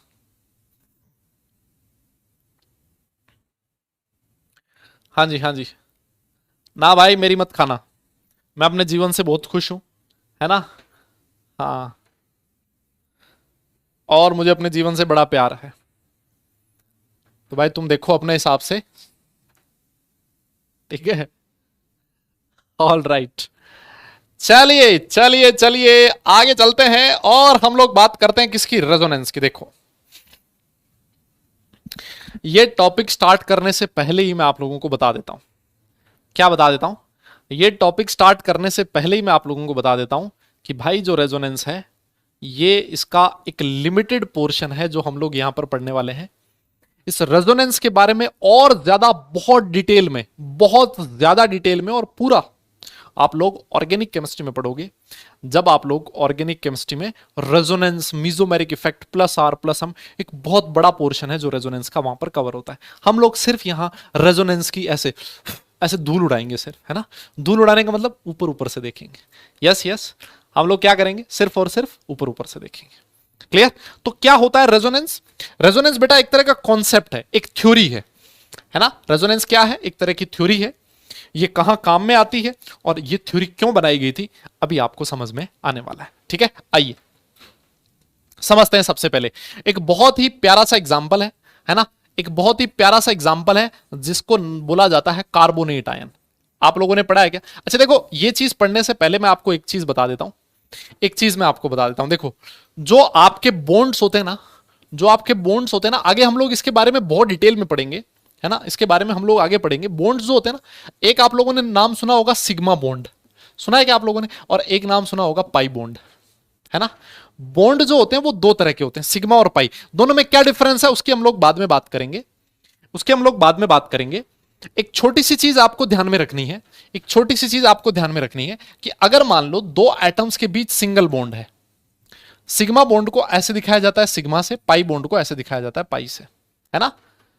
है ना? है ना? हाँ, चलो ठीक है, नहीं भी सुना तो कोई दिक्कत नहीं। आपको अभी सिर्फ क्या ध्यान में रखना है? आपको सिर्फ क्या ध्यान में रखना है कि अगर मान लो दो एटम के बीच सिंगल बॉन्ड है तो वो जो बॉन्ड होगा वो हमेशा सिग्मा बॉन्ड होगा।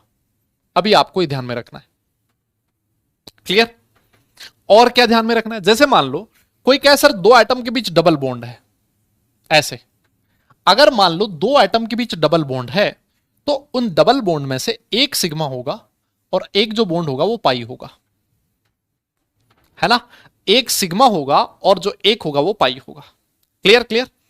अगर मान लो ऐसा हो कि दो एटम के बीच ट्रिपल बॉन्ड है ना? जैसे ये वाला एग्जांपल है, कार्बन कार्बन के बीच ट्रिपल बॉन्ड है, तो हमेशा ध्यान रखो, हमेशा ध्यान रखो, एक जो बॉन्ड होगा वो सिग्मा होगा और जो दो बॉन्ड होंगे वो पाई होंगे। मतलब दो एटम के बीच सिर्फ और सिर्फ एक ही सिग्मा बॉन्ड बन सकता है। समझ में आई मेरी बात? अगर सिंगल बॉन्ड है तो सिग्मा, अगर डबल बॉन्ड है तो एक सिग्मा एक पाई, अगर ट्रिपल बॉन्ड है तो एक सिग्मा और दो पाई।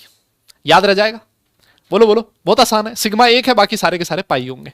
क्लियर? अच्छा, और अगर मैं बात करूं दोनों में से स्ट्रॉन्ग कौन सा है, किसकी स्ट्रेंथ ज्यादा है, तो आप बोलोगे सर सिग्मा बॉन्ड जो होता है ना वो ज्यादा स्ट्रॉन्ग होता है पाई बॉन्ड के कंपैरिजन में।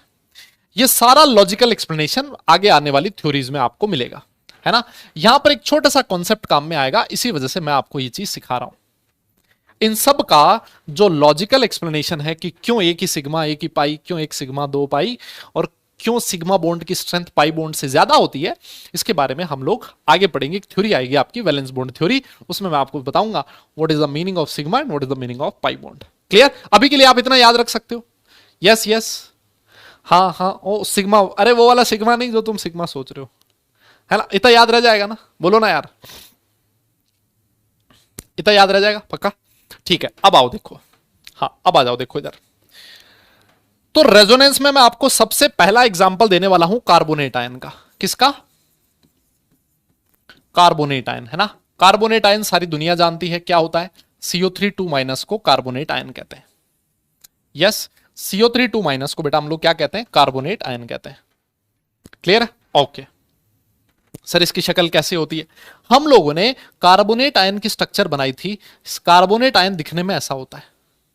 बोलो बोलो, कार्बोनेट आयन ऐसा ही होता था ना? ईमानदारी से बताओ। यस यस, कार्बोनेट आयन ऐसा ही होता था। हाँ, ये लिख लो बेटा, ये ऊपर लिख लो, ऐसे ऊपर लिख लो कहीं, हेडिंग हेडिंग जहां लिखते हैं ना, वो पेज के ऊपर छोटी सी जगह होती है ना, एकदम ऐसे गोला बना के लिख लो कि यहां पर ये वाले टॉपिक काम में आ रहा है ना?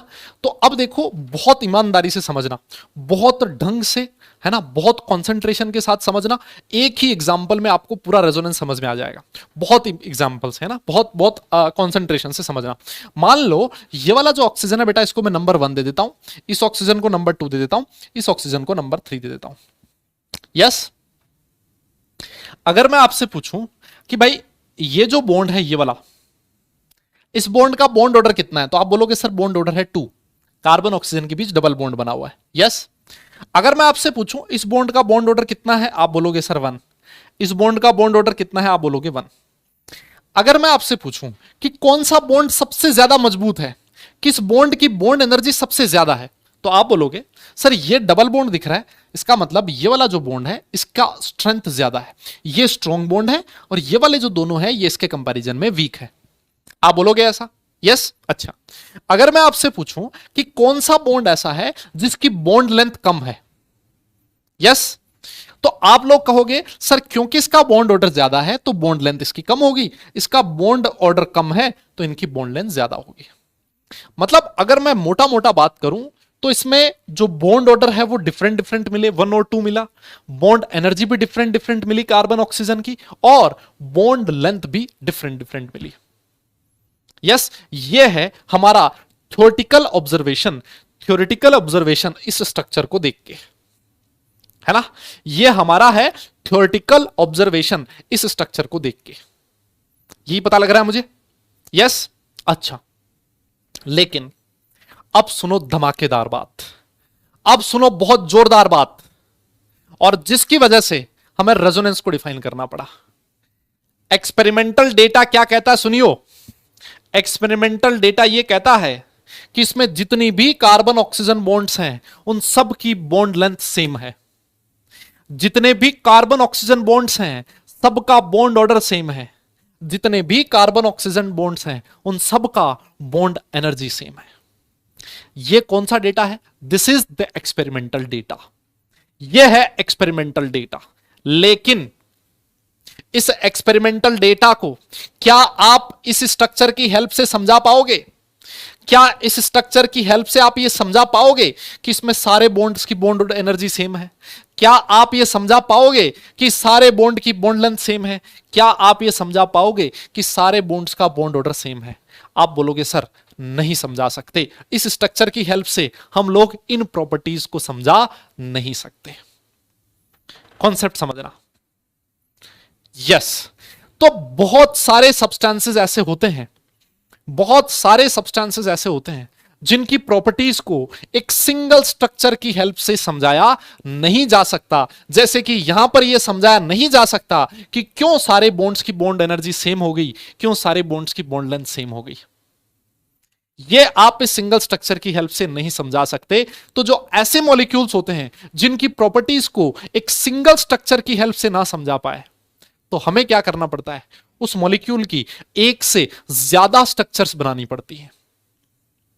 आप बोलोगे सर ये क्या मतलब हुआ? एक से ज्यादा स्ट्रक्चर कैसे बनेगी? मैं आपको बताता हूं कैसे बनेगी। देखो, आपने जो डबल बॉन्ड बना रखा है वो फर्स्ट ऑक्सीजन के साथ बना रखा है।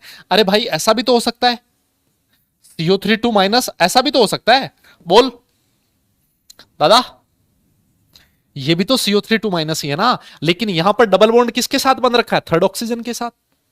अरे बोलो, ऐसा भी तो हो सकता है कि सर डबल बॉन्ड सेकंड वाले ऑक्सीजन के साथ आ जाए। भाई ये भी तो CO3 2- ही है, बोलना पड़ेगा, नहीं है क्या भाई? ये भी तो CO3 2- है, ये भी CO3 2- है, ये भी CO3 2- है। इसका मतलब समझो क्या है, इसका मतलब मैं समझाऊं, मैं बताऊं, देखो सर यहां देखो डबल बॉन्ड में एक सिग्मा और एक पाई बॉन्ड है। यस अभी हम लोगों ने बात किया था कि जब डबल बॉन्ड होता है तो एक सिग्मा होता है और एक पाई होता है। तो यहां पर सिग्मा बॉन्ड तो सर स्ट्रॉन्ग बॉन्ड है सर, जो पाई बॉन्ड है वो वीक है, और ये वीक बॉन्ड होने की वजह से सर पाई बॉन्ड एक जगह पर टिका हुआ नहीं है सर, है ना सर? ये पाई बॉन्ड एक जगह पर रुका हुआ नहीं है सर, ये पाई बॉन्ड आज इस ऑक्सीजन के साथ था, आज ये वाला पाई बॉन्ड इस ऑक्सीजन के साथ बन गया, और आज ये वाला पाई बॉन्ड इस ऑक्सीजन के साथ बन गया, है ना सर? ये घुमक्कड़ पाई बॉन्ड है सर। ये बॉन्ड कैसा है सर? ये पाई बॉन्ड घुमक्कड़ है, ये एक जगह पर टिका हुआ नहीं है सर, इसका कोई दीन ईमान नहीं है सर, है ना सर? ये लॉयल नहीं है सर, ये कहीं पर भी मुंह मार रहा है, यहां पर था आज कल यहां पहुंच गया, परसों यहां पहुंच गया सर। जो पाई बॉन्ड है वो इस पूरे मॉलिक्यूल में घूम रहा है इधर से उधर, समझना अच्छी बात। तो इसका मतलब यह हुआ, इसका मतलब यह हुआ कि सर इसका जो एक्चुअल स्ट्रक्चर रहा होगा ना, इसका जो एक्चुअल स्ट्रक्चर रहा होगा वो कुछ ऐसा रहा होगा कि हर कार्बन ऑक्सीजन के बीच एक एक सिंगल बॉन्ड तो है ही, हर कार्बन ऑक्सीजन के बीच एक एक सिंगल बॉन्ड तो है ही सर। ये वाला जो पाई बॉन्ड है सर, ये पाई बॉन्ड तीन जगह पर घूम रहा है, यहां पर भी हो सकता है, यहां पर भी हो सकता है, ऐसे, है ना, डॉट डॉट डॉट से दिखाना है, और सर ये वाला पाई बॉन्ड यहां पर भी हो सकता है सर। जो पाई बॉन्ड है वो, सर जो पाई बॉन्ड है वो एक जगह पे रुका हुआ नहीं है सर, वो घूम रहा है सर। वो पाई बॉन्ड क्या कर रहा है? घूम रहा है, पूरे मॉलिक्यूल में रोटेट कर रहा है। यस तो इस मॉलिक्यूल का जो एक्चुअल स्ट्रक्चर है वो ये वाला है कि पाई बॉन्ड तीन जगह पे घूम रहा है। अगर मैं तुमसे पूछूं इस बॉन्ड का बॉन्ड ऑर्डर कितना है, अगर मैं तुमसे पूछूं इस बॉन्ड का बॉन्ड ऑर्डर कितना है, पता आप क्या बोलोगे? पता आप क्या बोलोगे?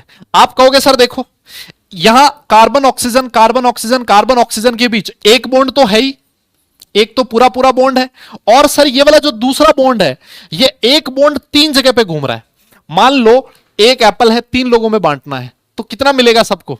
कितना कितना मिलेगा सर? 1/3 1/3 1/3 मिलेगा। तो सर एक बॉन्ड तो पूरा पूरा है ही, और सर ये वाला जो पाई बॉन्ड है ना इसका 1/3 यहां है, 1/3 यहां है, 1/3 यहां है, तो सर इसका जो बॉन्ड ऑर्डर है वो कितना हो गया? 1.33 हो गया। अगर इसका 1.33 है, इसका भी 1.33 होगा, इसका भी 1.33 होगा। क्या मेरी बात तुम्हें समझ में आई क्या? यस तो देखो इन तीनों बॉन्ड्स का बॉन्ड ऑर्डर सेम आ गया, 1.33 1.33 1.33, और अगर बॉन्ड ऑर्डर सेम है इसका मतलब बॉन्ड लेंथ भी सेम होगी और बॉन्ड एनर्जी भी सेम होगी। तो कार्बोनेट आयन का जो एक्चुअल स्ट्रक्चर है वो ये वाला नहीं है, ये वाला भी नहीं है, ये वाला भी नहीं है, वो ये वाला स्ट्रक्चर है। यस एक्चुअल स्ट्रक्चर कौन सा है? ये वाला स्ट्रक्चर है। और ये जो एक्चुअल स्ट्रक्चर है मॉलिक्यूल की, ये जो एक्चुअल स्ट्रक्चर है मॉलिक्यूल की, बेटा इस एक्चुअल स्ट्रक्चर को बोला जाता है रेजोनेंस हाइब्रिड। इस एक्चुअल स्ट्रक्चर को क्या बोला जाता है? Resonance hybrid. अच्छा चार्ज रह गया, देखो चार्ज रह गया। आप बोलोगे sir negative charge, total negative charge कितना है दादा? टोटल नेगेटिव चार्ज कितना है? 2-। सर टोटल नेगेटिव चार्ज 2- है सर, वो तीन जगह पे घूम रहा है, तीन एटम्स पे टोटल नेगेटिव चार्ज 2- है। आप इसको ऐसे लिख सकते हो सर, इस पे -2/3 होगा, इस पे -2/3 चार्ज होगा, इस पे -2/3 चार्ज होगा। यस तीन जगह पर -2 चार्ज प्रेजेंट है, तो हर ऑक्सीजन पे कितना होगा? -2/3 -2/3 -2/3। दादा बोलना पड़ेगा, दादा बोलना पड़ेगा आपको। क्या ये चीज समझ में आई क्या? यस यस यस, क्या ये चीज समझ में आई क्या? तो ये जो एक्चुअल स्ट्रक्चर है इसको आपने नाम दिया रेजोनेंस हाइब्रिड, लेकिन ये एक्चुअल स्ट्रक्चर बनाने के लिए आपने इन तीन स्ट्रक्चर की हेल्प ली। यस आपने इस एक्चुअल स्ट्रक्चर को बनाने के लिए इन तीन स्ट्रक्चर्स की हेल्प ली, और ये जो तीनों स्ट्रक्चर्स हैं बेटा इनको बोला जाता है रेजोनेटिंग स्ट्रक्चर्स। क्या बोला जाता है? इनको बोला जाता है बेटा रेजोनेटिंग स्ट्रक्चर्स, या फिर इनका एक और नाम भी है, आप इनको कैनोनिकल स्ट्रक्चर्स भी कह सकते हो। क्या कह सकते हो? कैनोनिकल स्ट्रक्चर्स भी कह सकते हो। इनका एक और नाम भी है, इनको आप कंट्रीब्यूटिंग स्ट्रक्चर्स भी कह सकते हो। इनको आप क्या कह सकते हो? कंट्रीब्यूटिंग स्ट्रक्चर्स भी कह सकते हो। रेजोनेटिंग स्ट्रक्चर्स के बीच में ये वाला साइन बनाया जाता है बाय कन्वेंशन, आपको ऐसे ही ध्यान में रखना है। यस यस यस बेटा, इसी तरह का साइन आपको बनाना है। रेजोनेटिंग स्ट्रक्चर्स के बीच में इस तरह का साइन होता है। मेरी बात तुम्हें समझ में आई क्या? तो अब देखो रेजोनेंस क्या है, वापस सुनियो सुनियो सुनियो सुनियो, वापस सुनियो। क्या बोला जाता है कि कुछ सब्सटेंसेस ऐसे होते हैं जिनकी स्ट्रक्चर को एक सिंगल मॉलिक्यूल की हेल्प से, कुछ मॉलिक्यूल्स ऐसे होते हैं, कुछ सब्सटेंसेस ऐसे होते हैं जिनकी प्रॉपर्टीज को एक सिंगल स्ट्रक्चर की हेल्प से समझाया नहीं जा सकता। तो हमें उन प्रॉपर्टीज को समझाने के लिए उनकी एक से ज्यादा स्ट्रक्चर्स बनाने की जरूरत पड़ती है। ये जो आपने एक से ज्यादा स्ट्रक्चर्स बनाई है, इन स्ट्रक्चर्स को बोला जाता है रेजोनेटिंग स्ट्रक्चर्स। और इन एक से ज्यादा स्ट्रक्चर की हेल्प से आपने जो एक्चुअल स्ट्रक्चर बनाई है मॉलिक्यूल की, उसको बोला जाता है रेजोनेंस हाइब्रिड। और ये जो होल फिनोमिना है, ये जो पूरा फिनोमिना है, ये जो आपने कहानी बनाई है कि पाई बॉन्ड ऐसे घूमेगा, इस सारी कहानी को बोला जाता है रेजोनेंस। इस सारी कहानी को क्या बोला जाता है? रेजोनेंस बोला जाता है। क्लियर? अब मैं इसको कहानी बोल रहा हूं, और ये जो कहानी है ये मनगढ़ंत कहानी है। ये कहानी क्या है बेटा? ये मनगढ़ंत कहानी है। ऐसा कुछ होता नहीं है। आपको जानकर बड़ी खुशी होगी कि ये जो रेजोनेटिंग स्ट्रक्चर्स होती हैं, ये हाइपोथेटिकल होती हैं। ये सिर्फ और सिर्फ या तो इस बोर्ड पे एग्जिस्ट कर रही हैं या फिर आपकी कॉपी में एग्जिस्ट करेगी। इसके अलावा इनकी कोई एक्चुअल सिग्निफिकेंस पॉसिबल नहीं है।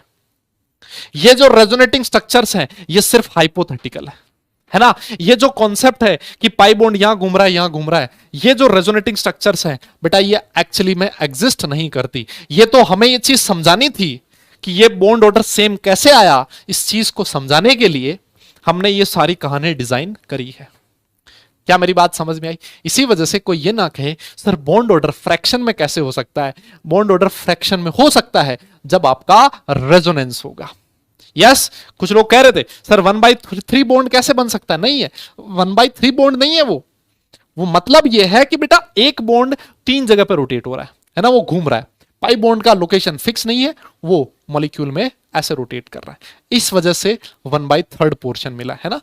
तो प्रैक्टिकली 1/3 पॉसिबल नहीं है, लेकिन ये थ्योरेटिकली पॉसिबल है 1/3। क्लियर हुआ? मेरी बात समझ में आई? दादा बोलना पड़ेगा यस यस यस यस। और मैं सुनाऊं, ये जो पाई बॉन्ड है ना जो घूम रहा है, बेटा इस पाई बॉन्ड को बोला जाता है डीलोकेलाइज्ड पाई इलेक्ट्रॉन्स, है ना। इसको बोला जाता है बेटा डीलोकेलाइज्ड पाई इलेक्ट्रॉन। डीलोकेलाइज्ड है ना, डीलोकेलाइज्ड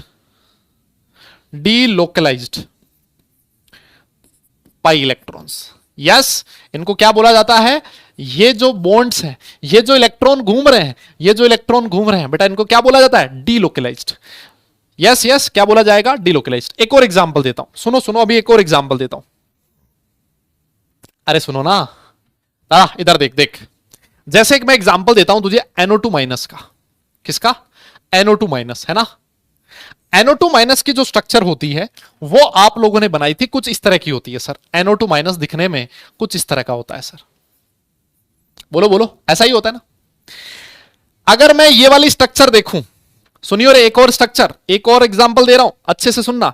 अगर मैं इस स्ट्रक्चर को गौर से देखूं तो मुझे यह पता लगता है कि इस बॉन्ड का बॉन्ड ऑर्डर कितना है। अगर मैं तुमसे क्वेश्चन पूछूं, आप बोलोगे सर बॉन्ड ऑर्डर 1 है। यस, अगर मैं तुमसे पूछूं इस बॉन्ड का बॉन्ड ऑर्डर कितना है, तो बॉन्ड ऑर्डर 2 है। इस बॉन्ड की बॉन्ड लेंथ ज्यादा होगी, इस बॉन्ड की बॉन्ड लेंथ कम होगी।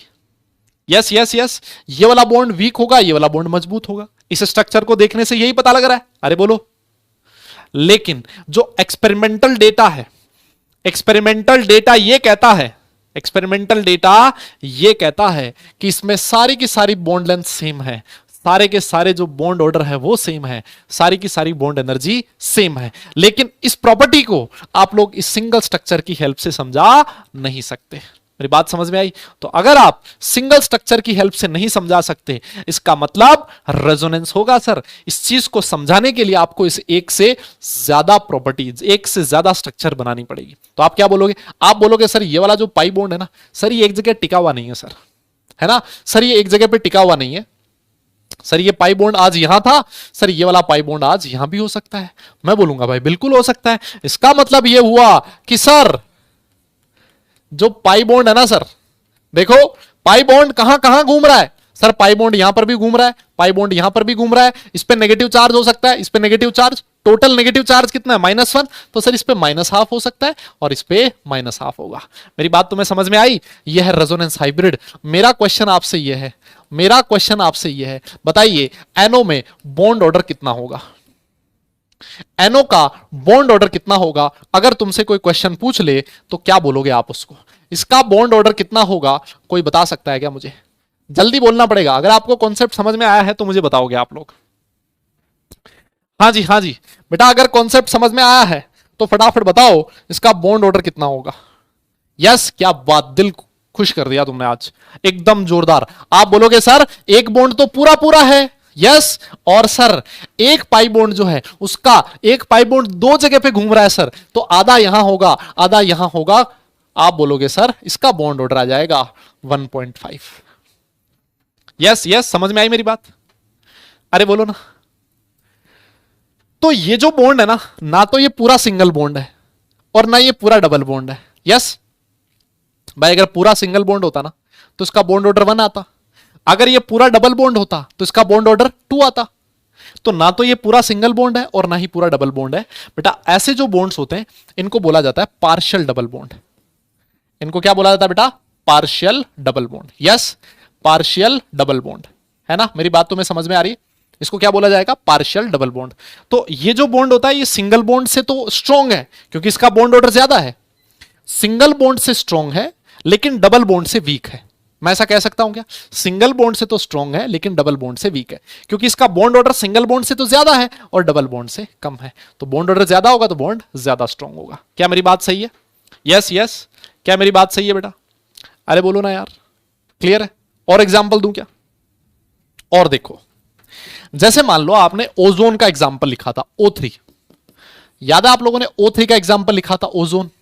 यस, अगर आप लोग ओजोन की बात करो तो बेटा ओजोन की स्ट्रक्चर हम लोगों ने बनाई थी कुछ इस तरह से, याद है क्या? ये वाला कोऑर्डिनेट बॉन्ड कुछ इस तरह से बनाया था, याद है? तो मैं कोऑर्डिनेट बॉन्ड ना दिखा के इसको मैं ऐसे भी दिखा सकता हूं। मैंने आपसे ये भी कहा था कि कोऑर्डिनेट बॉन्ड जनरली नहीं दिखाते, कुछ जगह पर वो ऐसे दिखा देते हैं। इसका मतलब भी अपने आप में यही है कि ऑक्टेट अगर कंप्लीट है तो ये वाला जो बॉन्ड है वो कोऑर्डिनेट बॉन्ड है ना? तो कई जगह आपको ये भी लिखा हुआ मिल सकता है। अब इस स्ट्रक्चर को देखने से क्या लग रहा है आपको? सर इसको देखने से मुझे ये पता लग रहा है इस बॉन्ड का बॉन्ड ऑर्डर 2 है, इस बॉन्ड का बॉन्ड ऑर्डर 1 है। यस, तो सर इन दोनों की बॉन्ड एनर्जी अलग अलग होनी चाहिए, सर इन दोनों का बॉन्ड लेंथ अलग अलग होना चाहिए, लेकिन डेटा ये कहता है, डेटा ये कहता है कि दोनों की बॉन्ड एनर्जी सेम है, दोनों का बॉन्ड लेंथ सेम है। यस, वो तभी हो सकता है जब मैं इसकी एक और स्ट्रक्चर बनाऊं और मैं ये कहूं कि भैया डबल बॉन्ड एक जगह पे नहीं है, डबल बॉन्ड इन दो ऑक्सीजन के बीच भी हो सकता है, डबल बॉन्ड इन दो ऑक्सीजन के बीच भी हो सकता है। मेरी बात तुम्हें समझ में आ रही है? यस यस, अरे बोलो बेटा। इसका मतलब सर ये हुआ कि जो डबल बॉन्ड है, जो पाई बॉन्ड है सर, उसका पोजीशन एक जगह पे नहीं है सर, पाई बॉन्ड डीलोकलाइज्ड है सर, वो डीलोकलाइज्ड है, वो यहां पर भी हो सकता है, वो यहां पर भी हो सकता है। This is the resonance hybrid. और मुझे खटाखट से इसका बॉन्ड ऑर्डर बता दो बेटा, फटाफट से आप मुझे इसका बॉन्ड ऑर्डर बता दो। बॉन्ड ऑर्डर कितना होगा? जल्दी बोलो। अरे बोलो, आप बोलोगे सर एक बॉन्ड तो पूरा पूरा है और जो दूसरा पाई बॉन्ड है उसका आधा पोर्शन मिलेगा, आधा पोर्शन मिलेगा, तो कितना होगा सर? 1.5 हो जाएगा। क्या ये बात सही है? बोलो बोलो बोलो, क्या मेरी बात आपको समझ में आ रही है? यस, बिल्कुल समझ में आएगी, क्यों नहीं आएगी भाई? इतनी आसान चीज हम लोग पढ़ रहे हैं। ठीक है ठीक है ठीक है, क्लियर क्लियर। तो ये है बेटा इसका रेजोनेंस हाइब्रिड। एक चीज आप लोगों ने और नोटिस करी होगी, एक चीज आप लोगों ने और नोटिस करी होगी। अच्छा, अगर मैं तुमसे पूछूं कि इन सारी स्ट्रक्चर में से, इन सारी स्ट्रक्चर्स में से सबसे स्टेबल स्ट्रक्चर कौन सी है भाई? अगर आपसे क्वेश्चन ये पूछा जाए कि इन सारी स्ट्रक्चर्स में से सबसे स्टेबल स्ट्रक्चर कौन सी है? आप बोलोगे सर सबसे स्टेबल स्ट्रक्चर वो है जो एक्चुअली एग्जिस्ट करती है ना, मॉलिक्यूल जिस फॉर्म में एग्जिस्ट करता होगा वही उसकी एक्चुअल स्ट्रक्चर होगी। यस, तो बेटा जो सबसे स्टेबल स्ट्रक्चर है वो कौन सी होती है? रेजोनेंस हाइब्रिड होती है। क्या बोलोगे? यस, बहुत बढ़िया। जो सबसे स्टेबल होता है वो कौन सा होता है? Resonance hybrid. भाई ये सबसे स्टेबल है तभी तो मॉलिक्यूल इस फॉर्म में एग्जिस्ट कर रहा है। अरे बोलो ना यार, ये सबसे स्टेबल स्ट्रक्चर है तभी तो आपका जो मॉलिक्यूल है वो इस फॉर्म में एग्जिस्ट करता है। ठीक है ना, तो ये सबसे स्टेबल है और मोस्ट स्टेबल होती है रेजोनेंस हाइब्रिड जो होता है बेटा, वो मोस्ट स्टेबल होता है। और अगर ये मोस्ट स्टेबल है इसका मतलब इसकी जो एनर्जी होगी वो सबसे कम होगी। लीस्ट एनर्जेटिक लिख रहा हूं मैं इसको। इसको क्या लिख रहा हूं मैं? Least energetic. यस यस, क्या लिख रहा हूं मैं इसको? लीस्ट एनर्जेटिक, क्योंकि हम लोगों ने पढ़ा है अगर एनर्जी ज्यादा है तो स्टेबिलिटी कम होगी। क्लियर है? मेरी बात समझ में आई? तो रेजोनेंस हाइब्रिड हमेशा सबसे ज्यादा स्टेबल होगा और वो सबसे स्टेबल होगा उसकी एनर्जी सबसे कम होगी, लीस्ट एनर्जेटिक होगा। ठीक, अच्छा एक चीज और देखो, आप लोगों ने एक चीज और नोटिस करी होगी, है ना, आप लोगों ने एक चीज और नोटिस करी होगी कि जब हम लोग रेजोनेटिंग स्ट्रक्चर्स बना रहे हैं ना, तो हम लोग एटम्स की पोजीशन को चेंज नहीं कर रहे।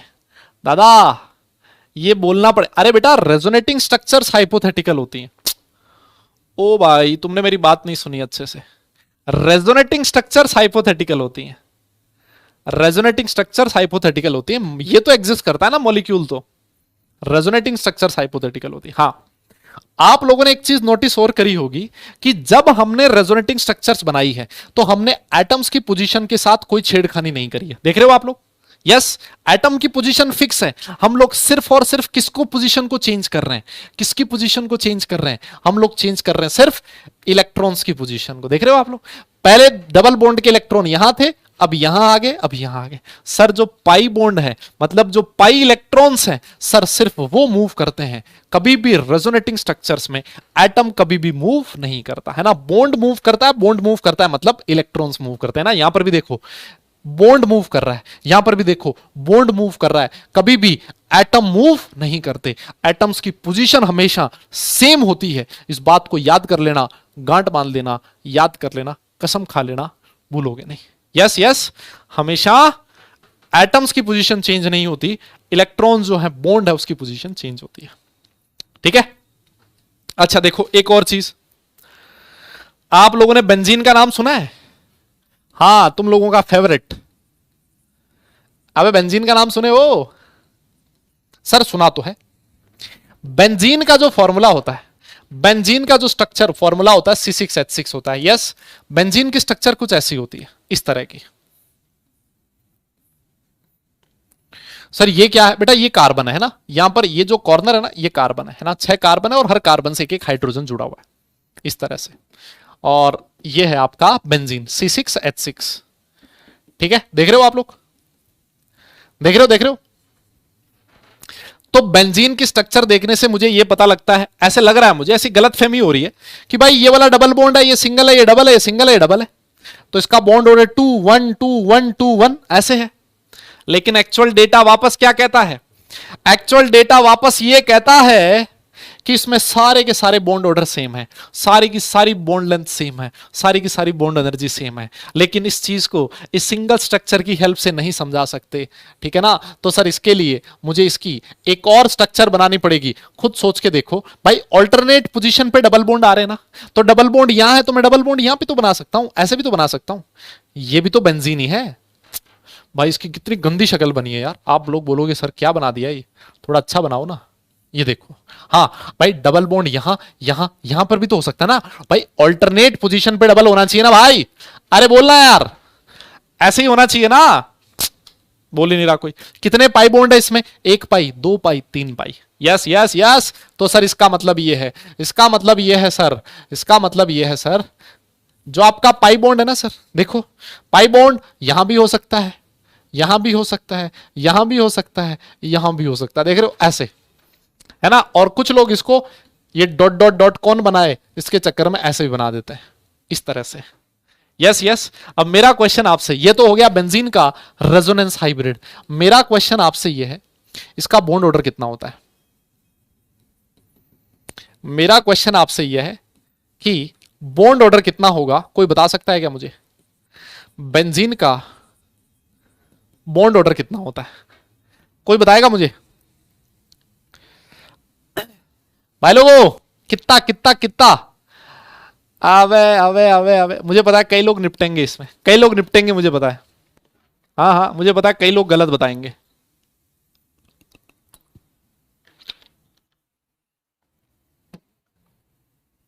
सुनो भाई, सुनो सुनो, इधर देखो, इधर देखो भाई। हर कार्बन कार्बन के बीच एक बॉन्ड तो है ही ना पूरा पूरा। सर एक बॉन्ड तो पूरा पूरा है, और सर टोटल बॉन्ड है 3। टोटल पाई बॉन्ड कितने हैं? 3। 3 पाई बॉन्ड कितनी जगह पे घूम रहे हैं? सर 1 2 3 4 5 और 6 जगह पे घूम रहे हैं। 3 एप्पल 6 लोगों में बांटनी है। 3 पाई बॉन्ड 6 जगह पे घूम रहे हैं, 3 एप्पल 6 लोगों में बांटने। सर कितना कितना मिलेगा? आधा आधा मिलेगा सबको। बॉन्ड ऑर्डर कितना हो जाएगा? 1.5 हो जाएगा। समझ गए बात को भाई लोगों? बोलना पड़ेगा भाई। Yes yes yes. Sir 3 pi bond है, सर वो 6 जगह पे घूम रहे हैं। सर 3 पाई बॉन्ड है, सर वो 6 जगह पे घूम रहे हैं, तो इसका मतलब हर जगह पर हाफ कंट्रीब्यूशन होगा। बॉन्ड ऑर्डर 1.5 आ जाएगा। समझ में आ गई क्या मेरी बात? Yes yes yes, clear. बस इसका बॉन्ड ऑर्डर होता है 1.5, है ना? तो ये जो बॉन्ड होता है बेटा, ये सिंगल बॉन्ड से स्ट्रॉन्ग होगा, लेकिन डबल बॉन्ड से वीक होगा। Clear clear clear. Yes yes, बहुत बढ़िया, वेरी गुड। तो हमेशा इस चीज को ध्यान में रखो, हमेशा इस चीज को ध्यान में रखो कि जब भी आप रेजोनेटिंग स्ट्रक्चर्स बनाते हो, एटम्स की पोजीशन के साथ छेड़खानी नहीं करनी है ना? हमेशा आपको इलेक्ट्रॉन जो होता है उसकी पोजीशन घुमानी है, ठीक है? और एक चीज मैं और बता दूं, ये जितनी भी आपने रेजोनेटिंग स्ट्रक्चर बनाई है ना, इन सब में जो बॉन्डिंग और नॉन बॉन्डिंग इलेक्ट्रॉन्स होते हैं वो सेम होते हैं। क्या कह रहा हूं मैं? बॉन्डिंग और नॉन बॉन्डिंग इलेक्ट्रॉन्स होते हैं वो सेम होते हैं। इस बात का भी आपको ध्यान रखना है। अच्छा, एक चीज आप लोगों ने इधर नहीं लिखी थी बेटा, एक चीज हम लोगों ने मिस कर दी थी। यहां पर ये चीज लिखो भाई लोगों, यहां पर ये चीज लिख लेना कि अगर बॉन्ड ऑर्डर में ये चीज लिख लेना, ये हमने ले लिखा था, अगर बॉन्ड ऑर्डर ज्यादा होगा ना तो बॉन्ड एनर्जी भी ज्यादा होगी। ऑब्वियस है ये तो, है ना? बॉन्ड मल्टीप्लिसिटी को तो हम लोग बॉन्ड ऑर्डर बोल रहे हैं, और ये इनवर्सली प्रोपोर्शनल होगा बॉन्ड लेंथ के, है ना? तो ये चीज भी आप लोग नोट कर लेना, ये लिख लेना भाई। यस यस, ये लिख लेना, है ना? पिछली बार वाले में ये वाली चीज अटका लेना ताकि आपको याद रहे। हालांकि ये चीज लिख चुके हैं हम लोग पहले भी, है ना? पहले भी लिख चुके हैं। बॉन्ड ऑर्डर को हम लोगों ने बॉन्ड मल्टीप्लिसिटी लिखा था। ठीक है ठीक है ठीक है। यस यस भाई लोगों, बोलो बोलो बोलो, लिख लोगे ना? अरे बोलो यार।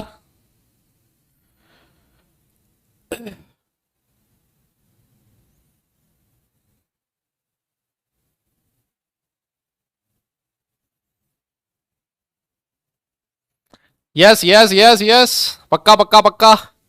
क्या बात कर रहे हो यार, जोरदार, बहुत बढ़िया। अब देखो, यही चीज आपके सामने लिखी है। हाँ, यहां से यहां तक, यहां से यहां तक लिखना भी है, और मुझे बताना है कि सर ये वही लिखा है जो आपने हमें समझाया है। अच्छा, एक चीज देखो, इसकी मैं कहानी सुनाऊं तुम्हें, एक कहानी। ये वाली चीज देखो, ये जो है ना, इसकी एक छोटी सी कहानी सुनाता हूं।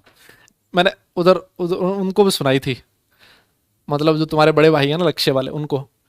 एक बार क्या हुआ, मैंने नया नया पढ़ाना स्टार्ट किया, है ना? नया नया पढ़ाना स्टार्ट किया, मतलब 2014 की बात है। मैं कॉलेज से पास आउट हुआ, और कॉलेज से पास आउट होते ही मैं एक जगह पढ़ाने लगा, है ना? तो वहां पर क्या हुआ ना कि मैं एकदम, भाई कॉलेज से पास आउट जो बच्चा होता है तो यंग ही रहता है उस समय बंदा, है ना? तो उस समय क्लीन शेव भी रखता था मैं एकदम, तो ऐसे ऐसे बच्चा सा लगता था। तो एक बार ना एक बच्चा आया मेरे पास, एक बच्चा डाउट के लिए आया, और वो मेरे से आके पूछता, सर, और मैं ऑर्गेनिक केमिस्ट्री पढ़ा रहा था उनको, वो पता है क्या बोलता मुझे? सर बाकी सब तो ठीक है ना? सर बाकी सब तो, सारी कहानी मुझे अच्छे से समझ में आ गई है ना? सर बाकी सारी कहानी तो मुझे एकदम बढ़िया ढंग से समझ में आ गई। सर एक चीज बता दो। मैंने कहा क्या? कहता है सर एक बात बताओ, ये जो बेंजीन होता है ना, बेंजीन, इस बेंजीन के बीच में, ये बीच में ऑक्सीजन क्या कर रहा है? सर ये एटम्स के बीच में ऑक्सीजन कहां से आ गया? भाई मैंने सर पकड़ लिया। मैंने कहा बेटा एक बात बता, तुझे सारी चीज समझ में आ गई ऑर्गेनिक में? बोले सर एकदम जोरदार, कुछ भी पूछ लो आप, बस मुझे ये नहीं समझ आया। साला मुझे एक बार तो विश्वास नहीं हुआ, मेरे मजे ले रहा है कि मेरे से डाउट पूछ रहा है ना। तो मैंने उससे पूछा, मैंने कहा तू बेटा एक बात बता, तूने ये चीज कहां से पढ़ी कि बेंजीन में बीच में ऑक्सीजन होता है? वो पता है क्या बोलता है मुझे, और मतलब इतने कॉन्फिडेंस से बोला ना वो, मुझे एकदम मजा आ गया। मुझे वो कहता है सर बाकी चीज तो ठीक है, देखो मैं इंडियन ऑथर की बुक नहीं पढ़ता हूं सर। सर इंडियन ऑथर तो कुछ भी लिख देते हैं सर, वो अच्छे नहीं लिखते। सर मैं फॉरेन ऑथर की बुक पढ़ता हूं, और सर एक फॉरेन ऑथर की बुक में ऐसा लिखा हुआ था कि ये बीच में ऑक्सीजन होता है।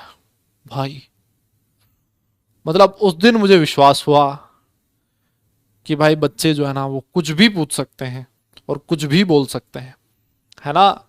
फिर मैंने उसको समझाया, थोड़ा पकड़ के लपेटा उसको ढंग से। मैंने पूछा उससे, मैंने कहा तुम मजे ले रहा है कि डाउट पूछ रहा है, पहले तो ये बता। बोले सर कैसी बात कर रहे हो? सर मेरा जेन्युइन डाउट है। भाई फिर मैंने उसको पकड़ के ढंग से समझाया। मैंने कहा बाबा ये चीज होती है, ऐसे होता है, ये गोला जो बीच में बनाया ना, ये ऑक्सीजन नहीं होता, है ना। फिर उसको समझ में आई बात कि यार मास्टर को थोड़ा बहुत आता तो है इसको, है ना। फिर मुझे भी समझ में आ गया कि इसको ऑर्गेनिक कितनी समझ में आ रखी है ना। तो भाई तुम्हें आज के बाद ऐसा डाउट नहीं पूछना है बे, ठीक है। हाँ कोई ये ना कह दे बीच में ऑक्सीजन कहां से आ गया। यस हाँ, अब नोट कर लो इसको, इसको नोट कर लो भाई, इसको नोट कर लो। और मुझे बताओ क्या ये वही लिखा है जो मैंने आपको समझाया है? यस यस यस, क्या आपने वही लिखा है? ये वही लिखा हुआ है जो मैंने आप लोगों को समझाया? एज इट इज एक एक वर्ड मैच करेगा जो मैंने आप लोगों को समझाया। फटाफट नोट कर लेना, नोट हो जाए तो डन लिख देना, फिर आगे चलते हैं। हाँ हाँ हाँ बेटा फटाफट नोट करना, फिर हम लोग आगे चलेंगे। यस यस यस, फटाफट नोट करियो भाई, फिर आगे चलेंगे।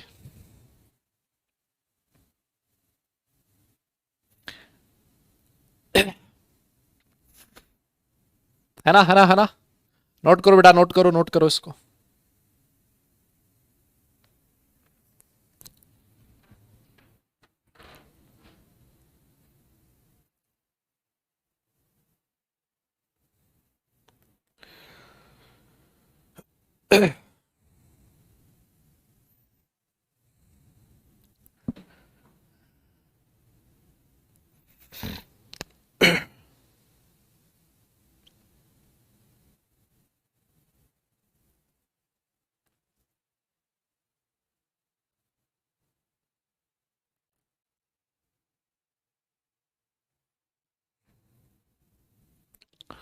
हुआ क्या? यस यस, नोट कर लिया क्या बेटा? चलो ठीक है, आपने नेट किया तो लास्ट में कर लेना नोट। देखो कैरेक्टरिस्टिक्स लिखी हुई है रेजोनेंस की, मैं आपको फटाफट से बता देता हूं, है ना। लास्ट में मिल जाएगा तुम्हें, नोट्स मिल जाएंगे, वो लिख लेना। क्लास का टाइम खत्म हो रहा है अपना। कैरेक्टरिस्टिक्स में क्या लिखा है कि जो रेजोनेटिंग स्ट्रक्चर्स होती है ना बेटा, वो हाइपोथेटिकल होती है और उनकी रियल एग्जिस्टेंस नहीं होती, ये हम लोग पहले ही बात कर चुके हैं। दूसरी चीज, जो रेजोनेंस हाइब्रिड होता है वो मोस्ट स्टेबल होता है और लीस्ट एनर्जेटिक होता है, ये भी हम लोग बात कर चुके हैं। और तीसरा लिखता है कि जो बॉन्ड ऑर्डर होता है ना रेजोनेंस हाइब्रिड का, वो इंटरमीडिएट होता है डिफरेंट डिफरेंट रेजोनेटिंग स्ट्रक्चर्स की, जब आप बॉन्ड ऑर्डर निकालते हो तो। सर इसका क्या मतलब है? देखो इसका मतलब ये है, यहां पर बॉन्ड ऑर्डर था 1, यहां पर बॉन्ड ऑर्डर था 2, लेकिन आपका जो रेजोनेंस हाइब्रिड है उसका बॉन्ड ऑर्डर कितना है? 1.5, तो इंटरमीडिएट आ गया ना, 1 और 2 के बीच में आएगा। यस, यहां पर भी देखो, यहां पर बॉन्ड ऑर्डर 2, यहां पर बॉन्ड ऑर्डर 1, तो हमारा रेजोनेंस हाइब्रिड का बॉन्ड ऑर्डर कितना आया? 1.5। यस यस, क्लियर है, बहुत बढ़िया। हाँ, तो ये लिखता है कि जो बॉन्ड ऑर्डर होता है रेजोनेंस हाइब्रिड का, वो इंटरमीडिएट होता है bond order in various resonating structures. Clear, ये थी बेटा कैरेक्टरिस्टिक्स। एक छोटी सी डेफिनेशन और है जो आपको ध्यान में रखनी है, जिस डेफिनेशन का नाम है रेजोनेंस एनर्जी। क्या नाम है? रेजोनेंस एनर्जी, ठीक है। रेजोनेंस एनर्जी क्या होती है? सुनो अच्छे से सुनना। रेजोनेंस एनर्जी क्या होती है कि रेजोनेंस हाइब्रिड की एनर्जी, देखो the difference in the energy of resonance hybrid, resonance hybrid की एनर्जी और जो रेजोनेटिंग स्ट्रक्चर्स आपने बनाई है ना, उसमें से जो सबसे ज्यादा स्टेबल रेजोनेटिंग स्ट्रक्चर है। सर हमें यह कैसे पता लगेगा कौन सी रेजोनेटिंग स्ट्रक्चर ज्यादा स्टेबल है? ऑर्गेनिक में पढ़ोगे, है ना, इस चीज को आप लोग ऑर्गेनिक में पढ़ोगे। तो रेजोनेंस हाइब्रिड की एनर्जी और जो सबसे स्टेबल रेजोनेटिंग स्ट्रक्चर है उसकी एनर्जी, इन दोनों का जो डिफरेंस होता है उसको बोला जाता है रेजोनेंस एनर्जी। क्या बोला जाता है? रेजोनेंस, ये अभी सिर्फ डेफिनेशन ध्यान रखना। रेजोनेंस हाइब्रिड की एनर्जी और जो आपने रेजोनेटिंग स्ट्रक्चर बना रखी है उनमें से जो सबसे स्टेबल रेजोनेटिंग स्ट्रक्चर है उसकी एनर्जी, इन दोनों का जो डिफरेंस होता है उसको बोला जाता है रेजोनेंस एनर्जी, ठीक है ना। और अगर मान लो रेजोनेंस एनर्जी की वैल्यू जितनी ज्यादा होगी उस मॉलिक्यूल की स्टेबिलिटी भी उतनी ही ज्यादा होती है, ठीक है ना। तो ये थ्योरेटिकल चीज है, ये थ्योरेटिकल चीज है, इसको आप डायरेक्ट एज इट इज ऐसे ही याद रखोगे। रेजोनेंस एनर्जी क्या होती है और आपका रेजोनेंस एनर्जी का वैल्यू जितना ज्यादा होगा मॉलिक्यूल की स्टेबिलिटी भी उतनी ही ज्यादा होगी। इतनी सी चीज आपको ध्यान में रखनी है। क्लियर क्लियर क्लियर, अरे बोलो बेटा, यस यस, समझ में आ गई यहां तक बात। तो बेटा बस आज के लिए वीएसईपीआर थ्योरी मैंने सोचा था कि मैं पढ़ा दूंगा, लेकिन जो चीज आप लोगों को नहीं मंजूर तो कैसे पढ़ा दोगे। होमवर्क बेटा आप लोगों को डीपीपी सॉल्व करना है, ठीक है, डीपीपी आप लोगों को सॉल्व करना है। और आपका जो मॉड्यूल है बेटा उस मॉड्यूल में आप बॉन्ड पैरामीटर्स के क्वेश्चन कर सकते हो। यस, आप मॉड्यूल में बॉन्ड पैरामीटर्स के क्वेश्चंस कर सकते हो और जो आपका रेजोनेंस से रिलेटेड अगर कोई क्वेश्चन हो तो उसको भी आप सॉल्व कर सकते हो। यह आपकी एक्सरसाइज 1 की मैं बात कर रहा हूं। ऑल राइट, चलिए फिर आप लोगों से विदा लेने का टाइम आ चुका है। यस यस यस यस, हाँ जी, आप लोगों से विदा लेने का टाइम आ चुका है बेटा। एक्स्ट्रा क्लास, हाँ अच्छा, एक्स्ट्रा क्लास देंगे आपको संडे को। अब की बार एक्स्ट्रा क्लास मिलेगी, संडे को मिलेगी। संडे को कब मिलेगी? संडे को। क्यों सर एक्स्ट्रा क्लास क्यों दे रहे हो? अरे यार देखो, अभी ये क्लास नहीं हो पाई थी ना, वो अपना उस दिन सेलिब्रेशन था ना, अरे वही अपना जेई का जो रिजल्ट आया था उसका सेलिब्रेशन, तो उस सेलिब्रेशन में अपनी क्लास नहीं हो पाई थी, तो इस वजह से अपना ये सेशन ज्यादा लंबा ना हो आगे जाए, है ना। तो इसी वजह से आपको मैं संडे को एक्स्ट्रा क्लास दे दूंगा, ठीक है ना। तो बेटा नहीं, 9 से काम नहीं चलेगा। देखो सीधी सी बात है, तुम लोगों को बोलना चाहिए ना, हाँ सर दे दो सर, हमारी ये क्लास खत्म हो गई थी। एक क्लास याद है आप लोग अपनी, उसके चक्कर में भी नहीं हुई थी, नेट नहीं चल रहा था, उसके चक्कर में भी एक क्लास खत्म हो गई थी अपनी, है ना, खराब हो गई थी। तो उस क्लास की भी एक्स्ट्रा क्लास देनी है मुझे, वो नेक्स्ट वीक में दूंगा। तो इस संडे को आपकी एक्स्ट्रा क्लास होगी, ये सत्य है, ये होके रहेगा, इसको कोई नहीं बदल सकता, ठीक है ना, ये ध्यान रखियो। चलो फिर, थैंक यू सो मच, आप लोगों ने ये वाला सेशन बड़े शिद्दत से सुना, बड़े अच्छे से सुना। क्लास को अब खत्म करने का टाइम आ चुका है ना, है ना, है ना। लाइव लें वो, ठीक है, वो तो जैसे भी बोलोगे ले लेंगे, लाइव लेंगे या फिर नहीं, लाइव तो नहीं, रिकॉर्डेड ही मिलेगा, रिकॉर्डेड लाइव नहीं बे। संडे मेरा मतलब एक दिन भी छुट्टी नहीं मिलेगी मुझे, मतलब हाँ हाँ, कुछ भी तुम सारे ऐश करोगे और मैं ना करूं फिर, हाँ, रिकॉर्डेड ही होगा वो, रिकॉर्डेड। यस, चलिए फिर आज के लिए क्लास को खत्म करते हैं। सारे बच्चे अपना ख्याल रखें, खुश रहें, हंसते मुस्कुराते रहें और बेटा पढ़ाई जरूर करते रहें, क्योंकि काम पढ़ने से चलेगा, सिर्फ मुस्कुराने से नहीं। नेक्स्ट क्लास में मिलते हैं, तब तक के लिए tata bye bye, love you all.